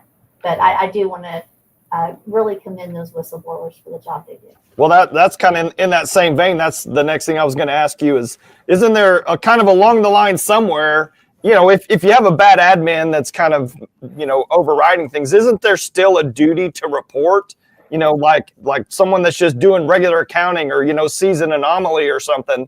I mean, don't they still have some kind of duty to report that to somebody? Well, Michael, I'm going to tell you, this is a new line that I've had to start saying since I've started putting out all of these audits that have so many issues. Sadly, there are no laws in place to hold bad actors accountable for gross financial mismanagement of tax dollars. No kidding. Wow, that's hard to believe. Yeah, I mean, embezzlement, of course, has a penalty, but anything stronger than that, it's going to be hard to find. Well, that kind of goes to what Lisa said. So the AG or DA can audit whenever they want, but the citizens whose tax dollars are forcibly taken have to get petitions signed. So it just kind of seems like the same alley, up the same alley with that. We have, Laurie wanted to know, is the Department of Tourism still being audited and investigated? Well, it has been audited. That report has been written. Keep in mind that a lot of the information used in that audit was obtained through subpoenas issued by the multi-county grand jury. So I'm going to be limited to when I can put that out as to when the Attorney General's office releases it. And they will tell me how much of that documentation I can release. But we are working on that right now. I expect that to be out very soon. Yeah. You need to hit Mary's question also, Jenni, because I think that's pretty important in this whole grand scheme of things. I think those people should have some liability here also. And that's a great question. I mean, they're supposed to. It's like municipalities are, which I know about. We had to, when I was mayor, you had to get an audit every year. You were bound by state law. The only problem is the town is able to get whoever they want to do the audit. So that's kind of a problem. But how is it that if you have to submit, you're a school and you have to submit an audit annually, how does that happen? Okay, so two things there, and I'll answer this question, but I want to point out as well, this is why it's so important that your state auditor remain independently elected by the people, because you want the auditor accountable to the people. And there have been discussions about whether or not the governor should appoint the auditor. So I just want to throw that out there for your audience, because it is so important for the auditor to remain independent. Now then, to get to your question about audits of municipalities and how do these things work, keep in mind there are different types of audits. And so while the public thinks whenever you hear the word audit that it's a turnover every rock type of audit, that's just not true. Your school districts and your cities and towns have what's called a financial statement audit. You have to have a financial statement audit in order to receive a bond rating and to receive federal funding from the federal government. But a financial statement audit is only going to tell you the net position of the entity. It's going to tell you if your numbers are presented accurately on the financial statements. And then if there are any material financial laws. That's so high level, you're never going to hear about whether or not an entity complied with the basic laws that you as a taxpayer want to know about. That takes a forensic type audit. And so while we're doing all of these audits, I would tell you that probably 99%, the 400 audits that we perform each year are going to be more financial statement related audits than they are investigative audits. It's just a different type of audit. And do those help at all? I'm sorry, what? Do they help at all, those financial statement audits? They do help. For instance, We do a financial statement audit on county government, but the legislature has given me just a little bit more authority to do some other compliance type procedures to make sure they're following the law. You don't have that leeway in these other entities. And again, the CPA firms, I think they do a good job, and they're doing exactly what they're hired to do, a financial statement audit. So whenever you see 546 school district audits filed on my website each year, those are financial statement audits. That's all it's going to tell you, and it's not going to look at any of the things that we looked at in this forensic type audit. So a school, any school or municipality could be forensically audited, but it would have to go through that same system. You'd have to, lobby the governor or the AG to get it, to call for it, or you'd have to do a citizen petition. That's correct. Okay. Or I think you said the DA and also the board. The board can the board request an audit? A city council or a school board can also request those audits. Well, I mean, but then you've got a problem, because it's in my experience, it's rare that you'd have 3 out of a 5-member board that would be worried about the 2 people and call for an audit. Do you see what I'm saying? I mean, usually it doesn't work that way. Usually it's the other way around. There are 1 or 2 going, like it was kind of at the TPS.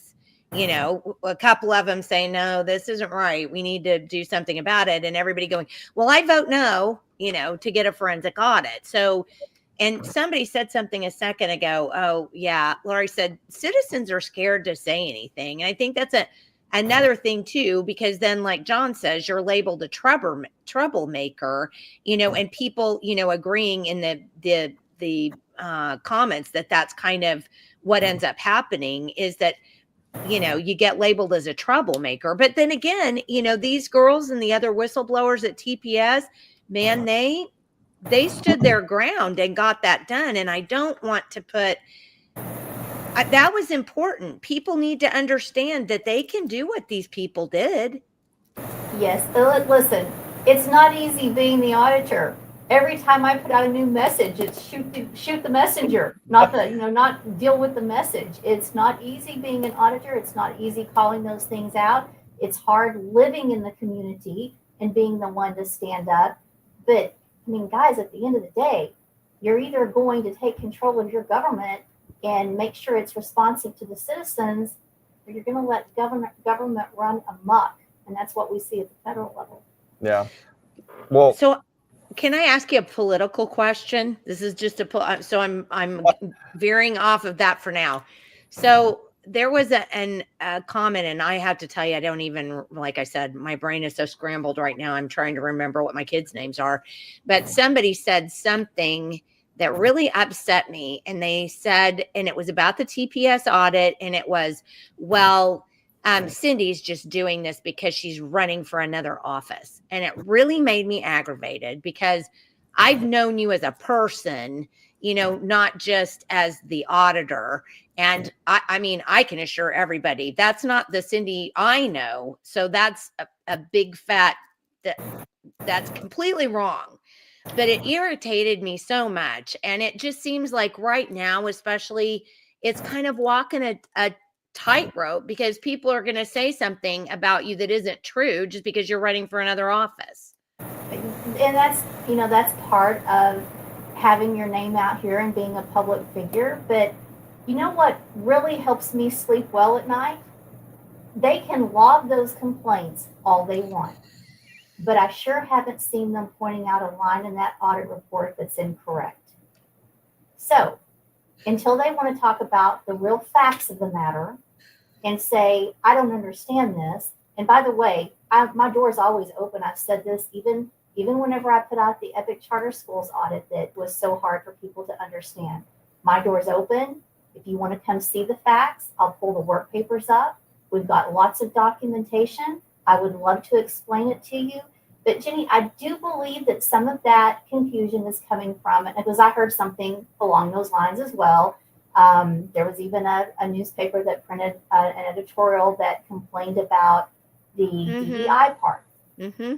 I'm questioning if anyone has really studied these laws like me and my staff have, where we looked at the House Bill 1775, and then we also looked at the administrative rules that specifically said you cannot implement a DEI plan that incorporates any of those elements of CRT. So Well, and whenever I you have to look at the statute as well as the administrative rules, you've got to look at that. And that's what the governor required me to audit. So again, you know, our work papers are now being given to all those who have requested. And if anybody has questions, that's fine. But let's talk about the real facts. Let's be intelligent in our disagreements or our accusations, and let's get down to where is there really something they feel is wrong, or is that just an excuse to whitewash the entire audit? Well, and I want to say this to people too publicly, and I'm pretty sure you'll back me up on this. So this is the audit. I printed off. It's little teeny tiny because I was trying to save pages. It was like 85 pages. And so I was like, maybe I can get 2 on one sheet. But if you look at her audit, and if you have questions, and you can download this, I just downloaded it. All you do is you just Google or the internet search, TPS audit, and it comes right up. And I don't know how well you can see this because, and I'm trying to do it. Yeah, I can't see it. Yeah, she has all in this audit. She has taken screenshots and or copies or made copies or whatever of all of the things that she's talking about in the audit. So if she talks about the fact that there was a PO that was put out and it wasn't done properly, it's in here. A copy of it is in here.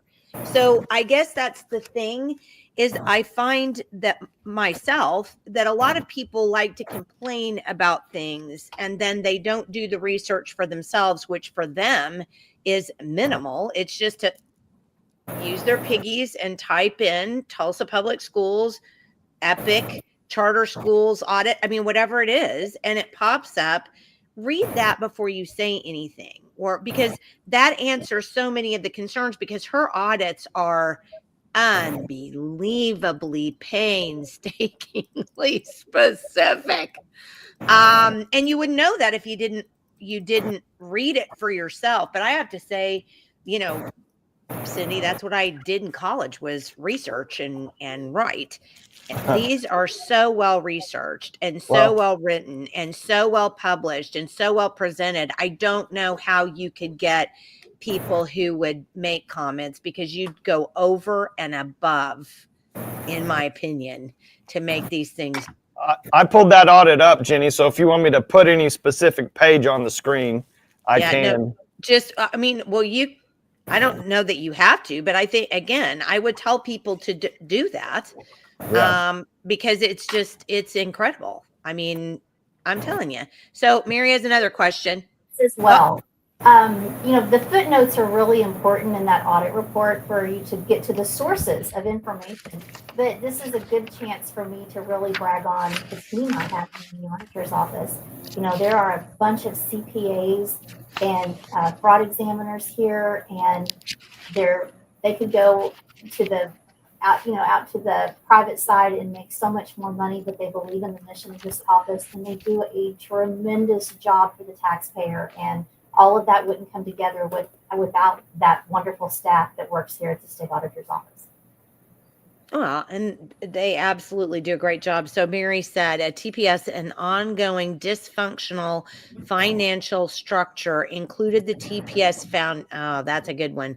The TPS Foundation and the Opportunity Project, which was the intermediate. Can you please talk about those NGOs? Well, let's talk about the Tulsa Foundation, because I think that is it can be a wonderful tool for a school trying to get more resources to this school and to the students. What we found was that the foundation was being used as a loophole. They even admitted that, and I think we put that quote in the audit, where the foundation said that they had realized there was a loophole that allowed the TPS to circumvent some of the things going before the board by the foundation paying directly for those things. I think they've tightened up their controls. I do not see a problem with the foundation. It's created by statute.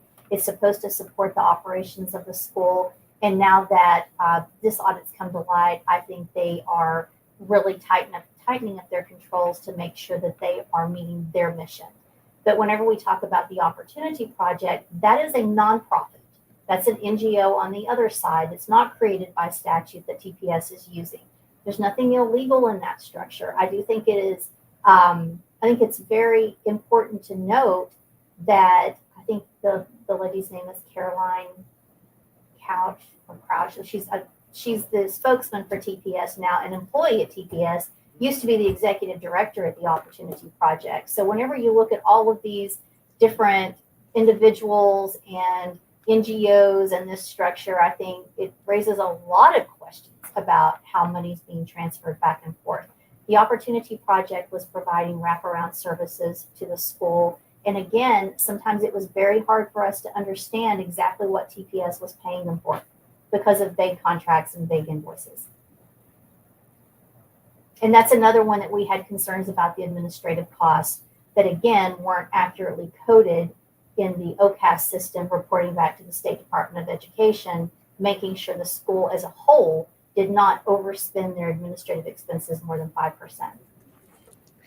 So one of the things that I did, I don't know why, I think it was because it was on the last page. I didn't get the last page of the audit printed out. And on the bottom, talking about footnotes, that footnote was extremely clear and it was frustrating for me. So your footnote basically said, and I'm paraphrasing and you know, direct me where I'm wrong, but in paraphrasing, it basically said, hey, we did this whole thing. We, you know, worked like crazy to make sure that we did it to as we were asked to do, but that's all we can do. We don't have the superpower of being able to go out and arrest people or, you know, bring charges or anything like that. We did what we were asked to do because that's all we can do statutorily. We're finished with that. So here's my question, and I know it's going to be the question of everybody else that's watching, because I know so many of us are frustrated by this. We see these audits, you do these great audits, we find out what's going on, and it just seems like nothing ever happens to these people, and this just continues to go on. So I'm not sure. I don't want to put words in your mouth or box you into a corner about this, but what do we do as citizens to make sure that your work is followed up on and this doesn't continue to happen? I don't mind talking about that at all. So I've actually had someone make a statement. She puts out all of these audits and then she never does anything about them. My role is only that of a reporter. I can report, I can bring everything to light, but I have absolutely no law enforcement authority. That has to be, the law enforcement side of this has to be taken care of by either the Attorney General or the District Attorney of that county. They are the only ones who can go forward and look at that. But again, just as I said earlier, sadly, there are no laws to hold bad actors accountable for the gross financial mismanagement of your tax dollars. That is a very true statement. Remember the health department scandal back in 2017 when the health department claimed they were $30 million short, and they weren't. They had hidden their state appropriations into an account commingled with federal funds, so no one understood that they really had almost a year's worth of state appropriations hidden.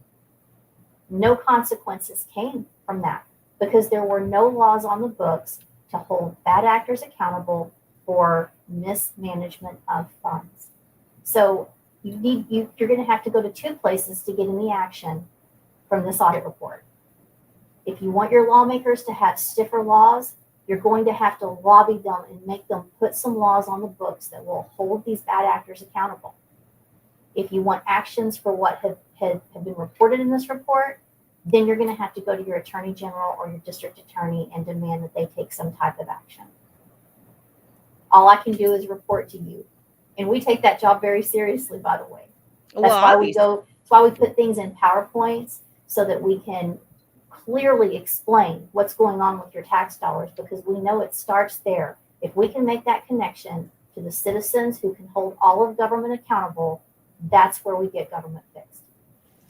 Well, kind of speaking of that, making those connections from the citizen point of view, how do we as like parents in a district or taxpayers in a district or municipality, what kind of questions or open records kind of things, what kind of tools do we have to ask into the district to try to find some of these things out for ourselves? Or is there any way for us to do that?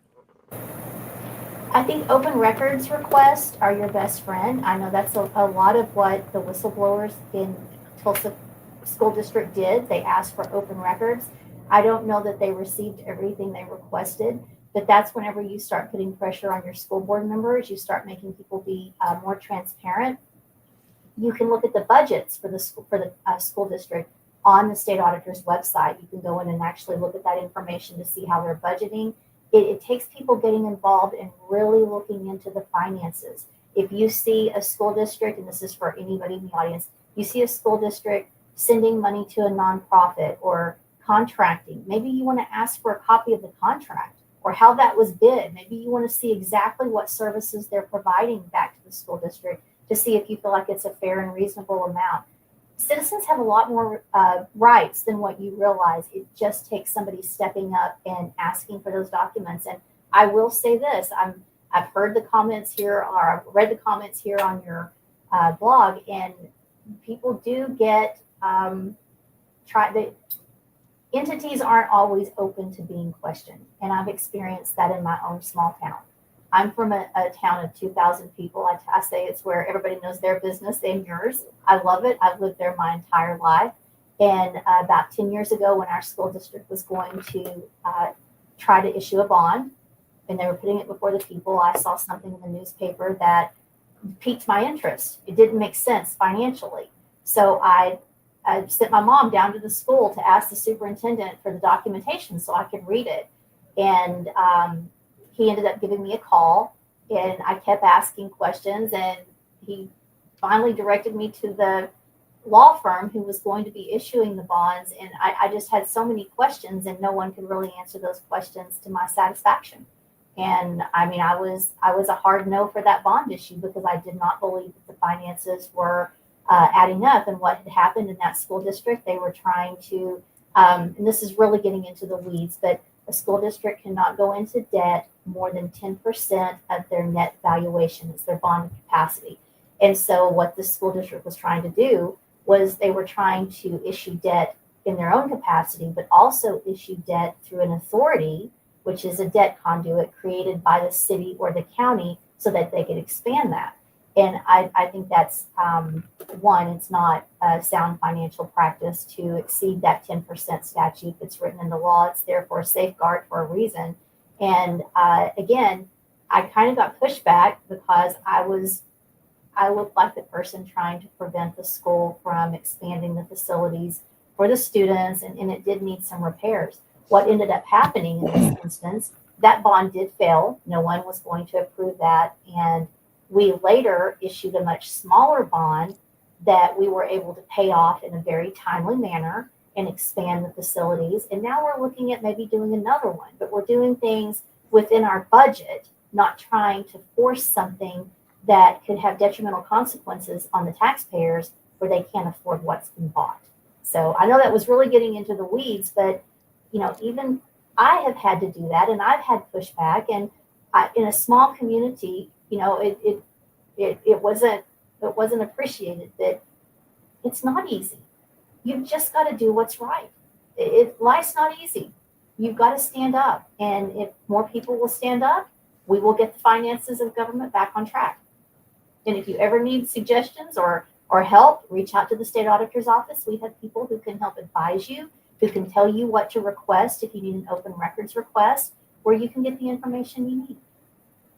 I'm glad you said that. I'm definitely clipping that one. So, but I do want to point out something that Laurie said, because there are a lot of us that are frustrated, and Laurie has a thing that's going on in her town that is a huge frustration. She's been on it for quite a while, and she said they're denied. There's no teeth for citizens when municipal councils fear losing their election. Taxpayer money's hidden. Groups deny open records requests. The DA has no interest, hasn't acknowledged the Oklahoma records request for 2 years. Same with the lieutenant governor. He hasn't acknowledged but signed the return receipt request. Help. I mean, because Laurie isn't the only one that Michael and I know of that are dealing with this same thing. We making people do the right thing is almost becoming impossible because law is allowing them to have these lack of consequences, and they somehow know it, and they're just kind of like, well, nanny boo boo, get me if you can. A citizen can sue for open records. I know that most citizens don't want to incur that expense, but if they sue for open records and they prevail, the entity has to pay those attorney's fees. So that is some recourse that you have. Oh, well, there you go, Laurie. Laurie, you might have to do that. And maybe that is something that we do, the groups that are getting together that are trying to fight some of this stuff. You just pull it like Michael. I mean, Michael, that's what you guys did. You had to pool your money to hire an attorney. Yeah. So I don't know. Maybe that's what they do. Robert says the legislation needs to be better when they go handing out tax dollars as grants. I brought this up to legislation, and the response was, that's for the state auditor. When they hand out tax dollars as grants, I would need a little bit more information on that. Yeah. Now, the pandemic giveaway funds, as I like to call them, those are a completely different animal. The federal government just allowed so much with those funds. I mean, we're going to be hearing about the grift and waste 10 years from now on this, I fear. But if we're talking about normal funds, then municipalities don't have a lot of money to give out. School districts don't have a lot of money to give out. But that's where you're asking for those contracts. You're asking for what that basis is. The finances are very hard. This is why government runs amok. You've really got to dig in. You've got to see what law allows that. And then if you don't like that law, bring it to legislators' attention and make them do something to change the laws. Again, we need stronger laws in Oklahoma on how our tax dollars are handled and consequences for those who do not handle them properly. Do you have somebody in your office, or is there something that you've written down that you might be able to give to some of us that we could pass on to our legislators that would be something specific? Do you see what I'm saying? Because it's kind of hard for us to go to a legislator and say, hey, we need a law that just makes it harder for people to commit fraud. And then, it ends up going around and it's, well, I'm not sure what you're talking about. And then I'll have to get somebody on it. And then, because it would seem to me that you guys who know exactly what the issues are, if you had some language, then maybe, I don't know, one of us, we could work together and get that language written down and then say, legislators, this needs to be passed. This is what we need to do here. I mean, is there anything we can do like that? Yes, there is. And I would love to talk to you about that for just a few minutes. Last year, whenever I put out the federal single audit, and that is the audit that is a very high level review of how the state spent its federal grants in the past year. I called Oklahoma, or I said, we are becoming a no bid state. And I meant it. Yes. The one thing that controls expenditures is competitive bidding. That's a cornerstone of any good governance. You want to make sure you're getting the best price for the taxpayer. And what we found at OMES was that they were putting people on the state contract who had sometimes never conducted any business with the state of Oklahoma previously. They had not compared these prices to other vendors to make sure it was the best price. In fact, I believe in our report, we connected some of the dots, how it was an inside crowd who was getting some of these contracts and getting to be on state contract. If you have stronger competitive bidding laws, it will force the spending of your money to be done in such a way that it's transparent. Because if you are going to put out a contract, you're going to put out, okay, these are the exact services that I need, and I want everybody to give me their best price. When you don't have an RFP process, you get vague contracts with vague invoices, and you have no idea what you paid for, or if you paid too much, or if the vendor underperformed. It's a big problem. That is the number one thing that needs to be sharpened up in the state of Oklahoma and at all levels right now. The only level of government that has a very effective process is county government. And it's because there was a scandal in the late 70s. They rewrote all of the purchasing laws, and county government has to follow strict rules. That does not apply to schools, cities, or towns, and even the state level has circumvented some of that.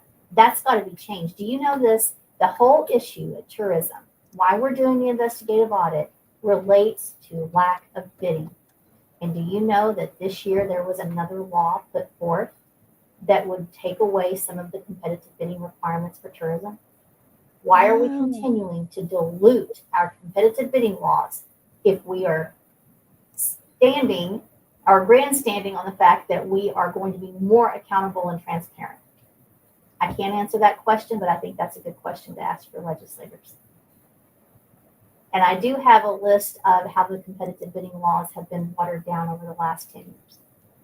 Well, that if you would be can, a good place to start putting those processes back in place and demanding better accountability.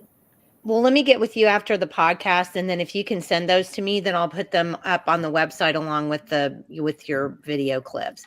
I did want to get to this one because Mary said within the OHMS audit, your team caught the misuse of $6.5 million in federal grant funds to relocate Afghan, that's right, refugees to Oklahoma, included one now indicted for planning terrorist attacks on voting places. How important is following federal funding streams that potentially work against Oklahomans?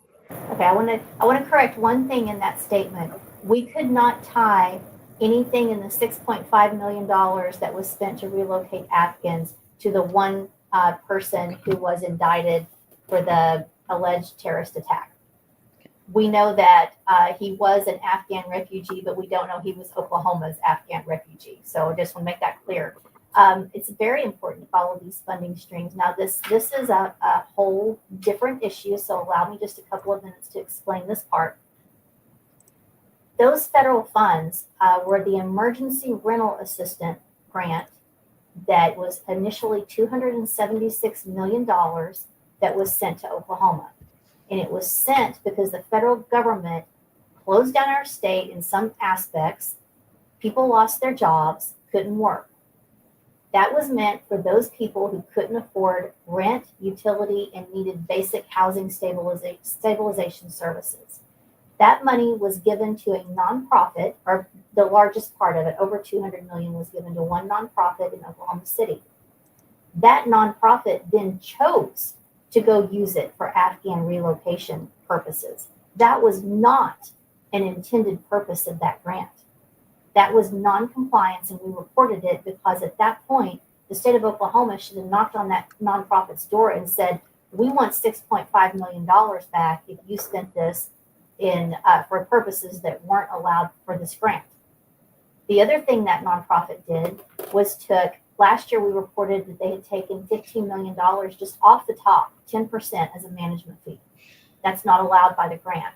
So whenever I say, don't be surprised if a nonprofit is making a profit, there's a good example. Now then, should you follow these funding streams to see what is happening? Absolutely. Because let me tell you, if the federal government now comes in and demands that money back, the state of Oklahoma is going to have to write a check, not the nonprofit. It will be up to the state of Oklahoma to go sue the nonprofit or make them give that money back. So ultimately, if the federal government wants that money back because it wasn't spent according to grant guidelines, it's me and you, the taxpayer, who's going to pay that back. My question is, why has the state of Oklahoma not taken immediate action on these audit reports to go get that money back? And Well, again, it's like- I'm just the reporter. I don't have any law enforcement authority. Well, it's like Class Wallet, wasn't it? I mean, we gave all that money to Class Wallet, and then our governor said, well, we're going to get that money back. I don't know that we ever did get it back. we will never get that money back. And I'll tell you why we will never get that money back. There was the state did not take care of those funds.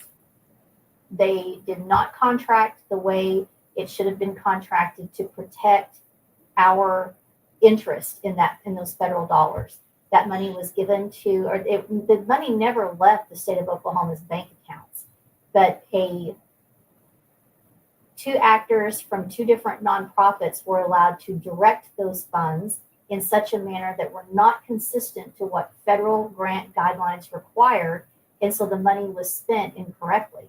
But there's no recourse because there was no contract given that would have held the bad actors accountable for misuse of those funds. So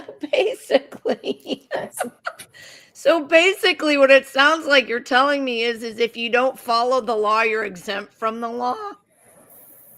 Sadly, Jenny, I mean, you can get away with a lot in this state right now because we don't hold the bad actors accountable. I just can't. I mean, because you and I mean, if we break the law, the hammer's going to come down like the hammer of Thor, but it just seems like these people do these things. Well, there's not a contract, so what are you going to do? Well, here's a thought. I mean, an 18-year-old can go down and rob a store for $400 cash and spend 5 years in jail. Yeah. But bad actors in charge of millions of your taxpayer dollars can mismanage it, spend it for things that aren't even allowed, and nothing happens. And again, I'm just the reporter. I'm not the enforcement. So we've got to sharpen up some things in the state of Oklahoma. Competitive bidding will do a lot to help with that, but then we also need some laws to hold bad actors, accountable. So let me get through a couple more things. How long do you have? Because I don't want to overstay. For time for the interview? Yes. Another 15 minutes. Okay, great. Okay, so if you've got questions, everybody, prof them up now. Okay, economic groups claim private contractor and escape these restrictions and are given taxpayer money. There's pass-through. The pass-through arm is a shell for private enrichment, separate issues than OHMs. And we've seen that ourselves, several of us who have been investigating things. The NGOs they get the money and it becomes a pass-through, but then somehow that money winds back either to the person who gave it out in the first place or to a contractor to enrich them. And I guess it's like what you said, we just got to get better laws to make that stop.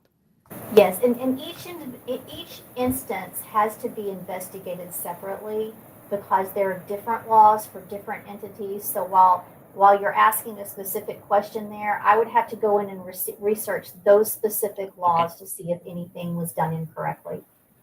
Okay. Well, and I got to put this one up because it's funny. It's like continuing to give your teenager more lunch money when you know they're spending it on beer and cigarettes. Julia, that's a good analogy there. Diane said which NGO, and I'm not sure because the problem with these, when these come up, I'm not sure which NGO or which one we were talking about, Cindy. I don't remember. I don't know if it was TPS or if it was one of the state nonprofits. I don't know which one we're talking about here. I don't either. But let me put this one up because I think this is a really important one. Do you think, as Lieutenant Governor, there is a way that you can change some of this? Well, I absolutely do. Now, I don't want to. I'm in a state building using a state computer. Here is the state auditor. Yeah, that's probably so. Let's avoid that topic. Let me say that any elected official in the state of Oklahoma has the ability to use their voice to make sure we're calling out the bad actions. I'm a CPA. I've been an auditor for 28 years. Yeah. I have done nothing but read Oklahoma laws to hold people accountable. That's not usually the resume that somebody has who comes into this Capitol as a legislator. So legislators don't have all of this knowledge that I've gained from being an auditor. I try to help legislators as much as possible. If there's any issues there with wanting to make a law stronger, but again, you've got to have somebody who has that knowledge, who understands what's broken to be able to fix it. So anybody, the state treasurer, if they had information to help, I mean, anybody who uses their voice and brings attention to a problem and has that knowledge can help fix things. That's not answering your question directly. No, it is. It actually is answering the question. I mean, it answered the question very well. And I was thinking kind of the same thing. So it's funny that Laurie would say that. Thank you for such poise and respect for the law. That's a strong statement in and of itself. And that was kind of what I was thinking myself. That was a really excellent answer. And the only problem is I had a really good question. I forgot about it. Give me a second. Okay, so let's go while I'm trying to think about it. What audits do you have left now on your plate? So I have the Turnpike Authority audit. Don't get too excited about that yet. That probably will not be out until the very end of this year. It is a huge audit. Yeah. There are many different areas we're having to look into, and we're not going to put something out unless we know it is absolutely correct and we can stand on our facts. So I know a lot of people are anxiously awaiting that audit. Don't look for that until the end of the year. The tourism audit, which people have called the Swadley's Barbecue audit, that audit is ready. I mean, that audit could go in the next 2 weeks if the Attorney General's office is ready to release that. So that's really, we're fine tuning some of the wording based on their recommendations, but just as far as how much we can present that's confidential information. They don't tell us how to write our reports. We have that one ready. We are currently involved in the audit of OMES. So last year, whenever I said that Oklahoma was becoming a no-bid state, Attorney General Gettner Drummond asked my office to do an audit of OMES's procurement and contracting processes. And that is a real concern. So that's something that we're on right now as well. And again, I have a lot of municipal and a couple of other school district audits that we're working on. So those are the big audits that we have coming out this year. So we just have a lot of work to do and not as many hands as we would like. But that's something I want to point. That's something I want to point out really fast. Somebody said something ugly about the TPS audit or something, and me had to, chime in and make them be quiet about it. But I said, look, the legislates, you're kind of like the ethics commission, because it's like the ethics commission is supposed to regulate what legislators and, other entities do, but the legislature won't fund them. I mean, the legislature hardly funds you guys. It's kind of like the ones that are really have the ability to get at where all the stuff that's screwing over Oklahoma taxpayers is happening, but they won't fund you. Well, they've given me a little bit the last couple of years, and it has helped. I've been very grateful for it. But now we're facing a bigger issue, not just in this state, but in this country. The pipeline for accountants is broken, and there aren't a lot of people going into accounting. I tease that people don't want to do math anymore, but we're having a really hard time finding accountants. Other agencies in the state are having trouble finding accountants, so it's not just our office. It's just very difficult right now. So what's the matter? Well, I mean, how is it broken? Well, I don't know, Jenny. There are students in college who don't want to be accountants like they used to, and we need more accountants. That's so depressing. But, it was kind of the same way, with firefighters there for a while. Nobody wanted to be a firefighter, and small towns were having, like ours, were having a terrible time finding firefighters. So, I mean, that's a tough kind of road to hoe. Okay, so Dana said, let me go back here for just a sec. Dana said, when we bring information to a legislator's attention, because of our experience, they have to be willing to listen to help with change, or at least the discussion of it, because we've talked about that on this program for numerous times. Everything at the Capitol seems to be, we have an expert. This is an expert. This is an expert. Well, you know who the experts really are. It's the people whose hands are in their pockets. That's, I mean, it's the taxpayers really on so many of these things that are experts, because they're ones finding the problems and saying, hey, this is happening to me. This is a problem. So I think that's a cultural issue. We've got to somehow make the people that we elect understand that they are our voice, because we are the experts. I mean, just a thought. I agree with all of that, and you've got to get voters engaged. You've got to get them engaged to really research their candidates. If they're just voting for whoever had the best mailer, and those candidates aren't really knocking on your door asking for your vote, or you haven't really vetted them, then you're not going to get what you're wanting. I tell people all the time, look at a person's resume. What are they bringing to the table? Look at this like you are hiring somebody, because in fact you are. Every person you elect is hired by the people. Make sure you're looking at the resume and you know what you're getting. Look at them like you're hiring an employee. They work for you. We work for you. I work for you. Yeah, but you really know what you're doing. You are an expert. There's no question about that. All right. I think we've run out of questions for now. So do you have something you want to close on? I mean, anything that you're, let us have it. I think that I said this on Flashpoint the other day. They asked me about Oklahoma Doge, and I kind of laughed, and I said, I've been in this building, now for a little over 6 years as state auditor, and everyone's always, said, stay in your lane.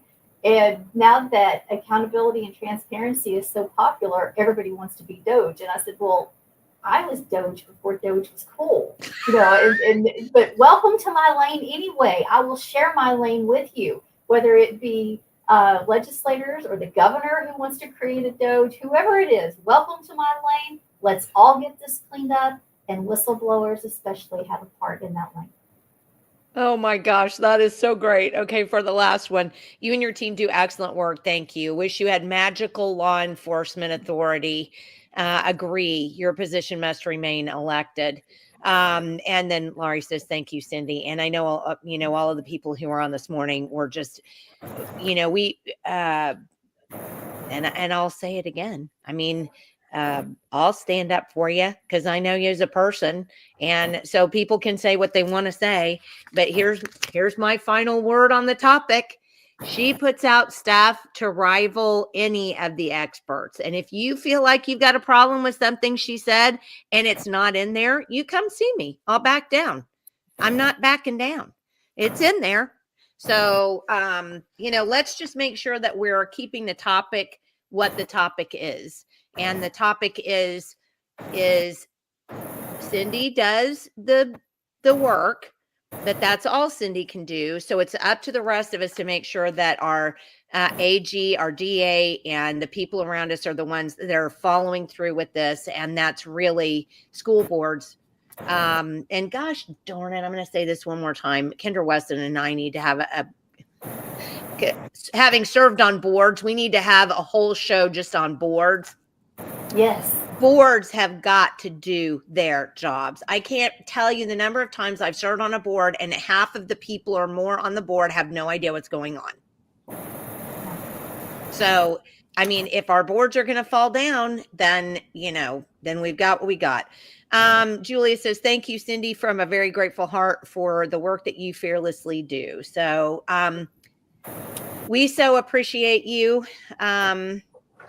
Madam State Auditor and Inspector, and we are so glad that you took the time to speak with us. And I kind of am glad we didn't just go through the audit, because I think we really got some good questions answered here and some things that people have had that are questions that have been even out in the public that we addressed here. And I'm really glad we did that. So thank you for taking the time to do that with us. You're welcome. Thank you for having me on, Jenny. We are so grateful to have you, and we're happy to have you anytime you can be on. So, keep in touch. And if you will, like I said, let's get some of that written information and get it up on the website. So I'll catch up with you later on this afternoon or something through email, and let's see what we can do so we can publish that. Okay, sounds great. All right. Thank you again, Cindy. We really appreciate you very much. Bye-bye. I love our state auditor and inspector. Yeah. Yeah, sorry, I had to get off there. We're deep into my day where I start getting all these calls that I know, and we're going to get off of here in just a second because we're pretty much done for the day now. But I did want to mention. I'm sorry. Well, I did want to say, okay. I think it's imperative. I mean, we live in the digital age, and I've said this before.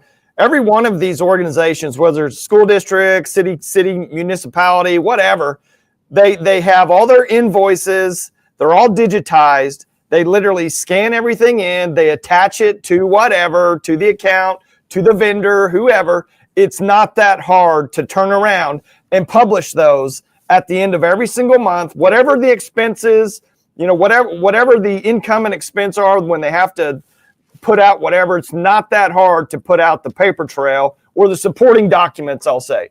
The backup. They should publish the backup of all those things. No, you're exactly 100% correct. I mean, they have these little things now where you just put it on the little scanner and it goes right into the program, and it digitizes and it goes where. So all of this, if you bump into a lack of transparency, it's on purpose. Yeah, 100%. It is purposeful. There is no reason for it other than I have your tax dollars. I want to spend them the way I want, and I don't want to give them back. Yeah, 100%.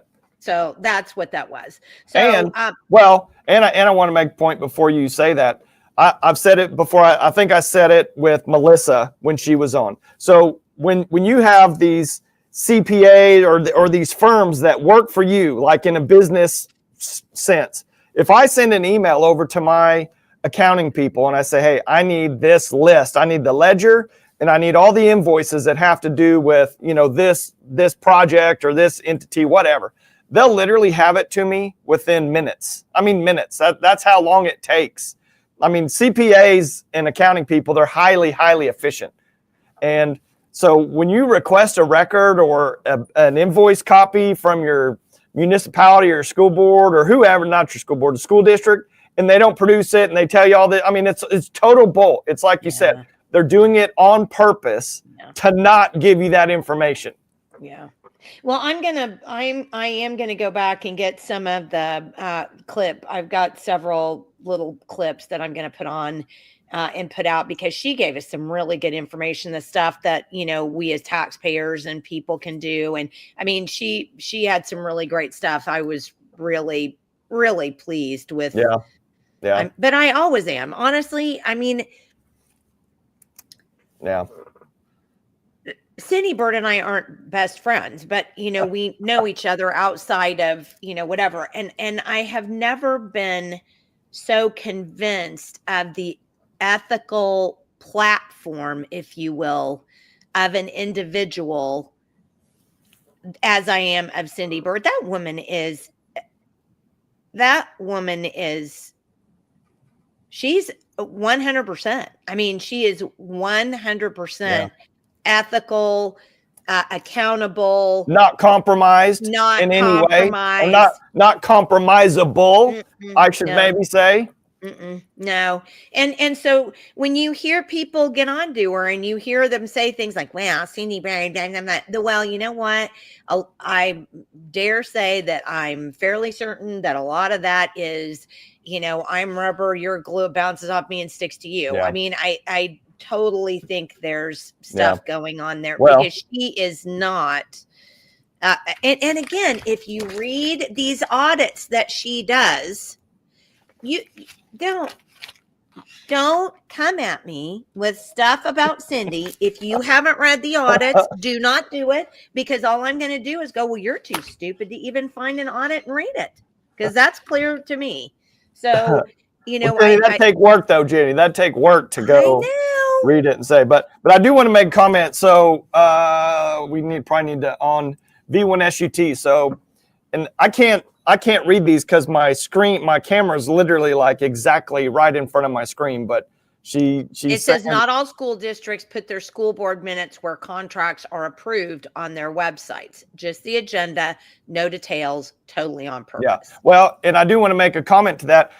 I've literally caught Edmond Public Schools saying that something is on their website, but they publish it in a way that it's not searchable, and you can't navigate to it. Yeah. You'd have to actually know the exact page that it's on, because they'll send you a copy of a link, that goes to a page with all the, how the address goes. Yeah. Sometimes when you're typing in a web address, it's got a million characters, and you can't find it through navigation. So they do that on purpose, not just not put it on there. They may publish it, but it's in some place that's so obscure you can't even find it. Yeah.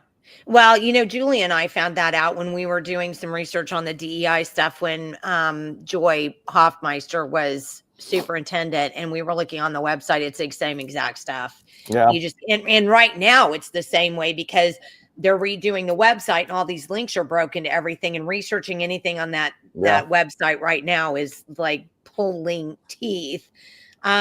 So just to go back, if we could just clone her. Oh yeah. Amen. Laurie said, thanks, Jenny Michael. That's very nice. But this was all about Cindy. But thank you very much. And wow, that was great. Good. I'm so glad we just talked about what Mary said. And then Ralph had to amen twice what we were talking about. If you're in Yukon Public School District, vote for Cody Sanders for Yukon School Board. There's Julia getting her plug in. Oh, and this is amusing. Firebrand.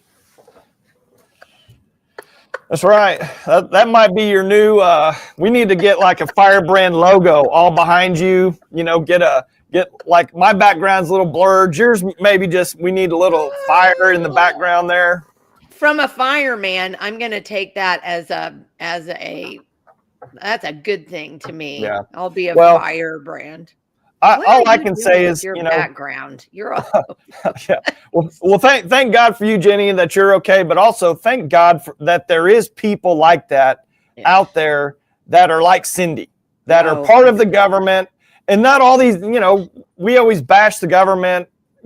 Probably because they deserve it 99% of the time, because they're a bunch of crooks. Yeah. But at least there are good people. Cindy gives us hope that there still are good people that are involved that want to do the right thing, that don't lie, cheat, steal, to get ahead. There's, obviously you can tell, it's like Cindy said, if they go into the private sector, they make a lot more money. She's not there to make a ton of money. She's there to do the right thing for the people of Oklahoma. And I think that's important. Right. For her. Lisa said too soon, bro.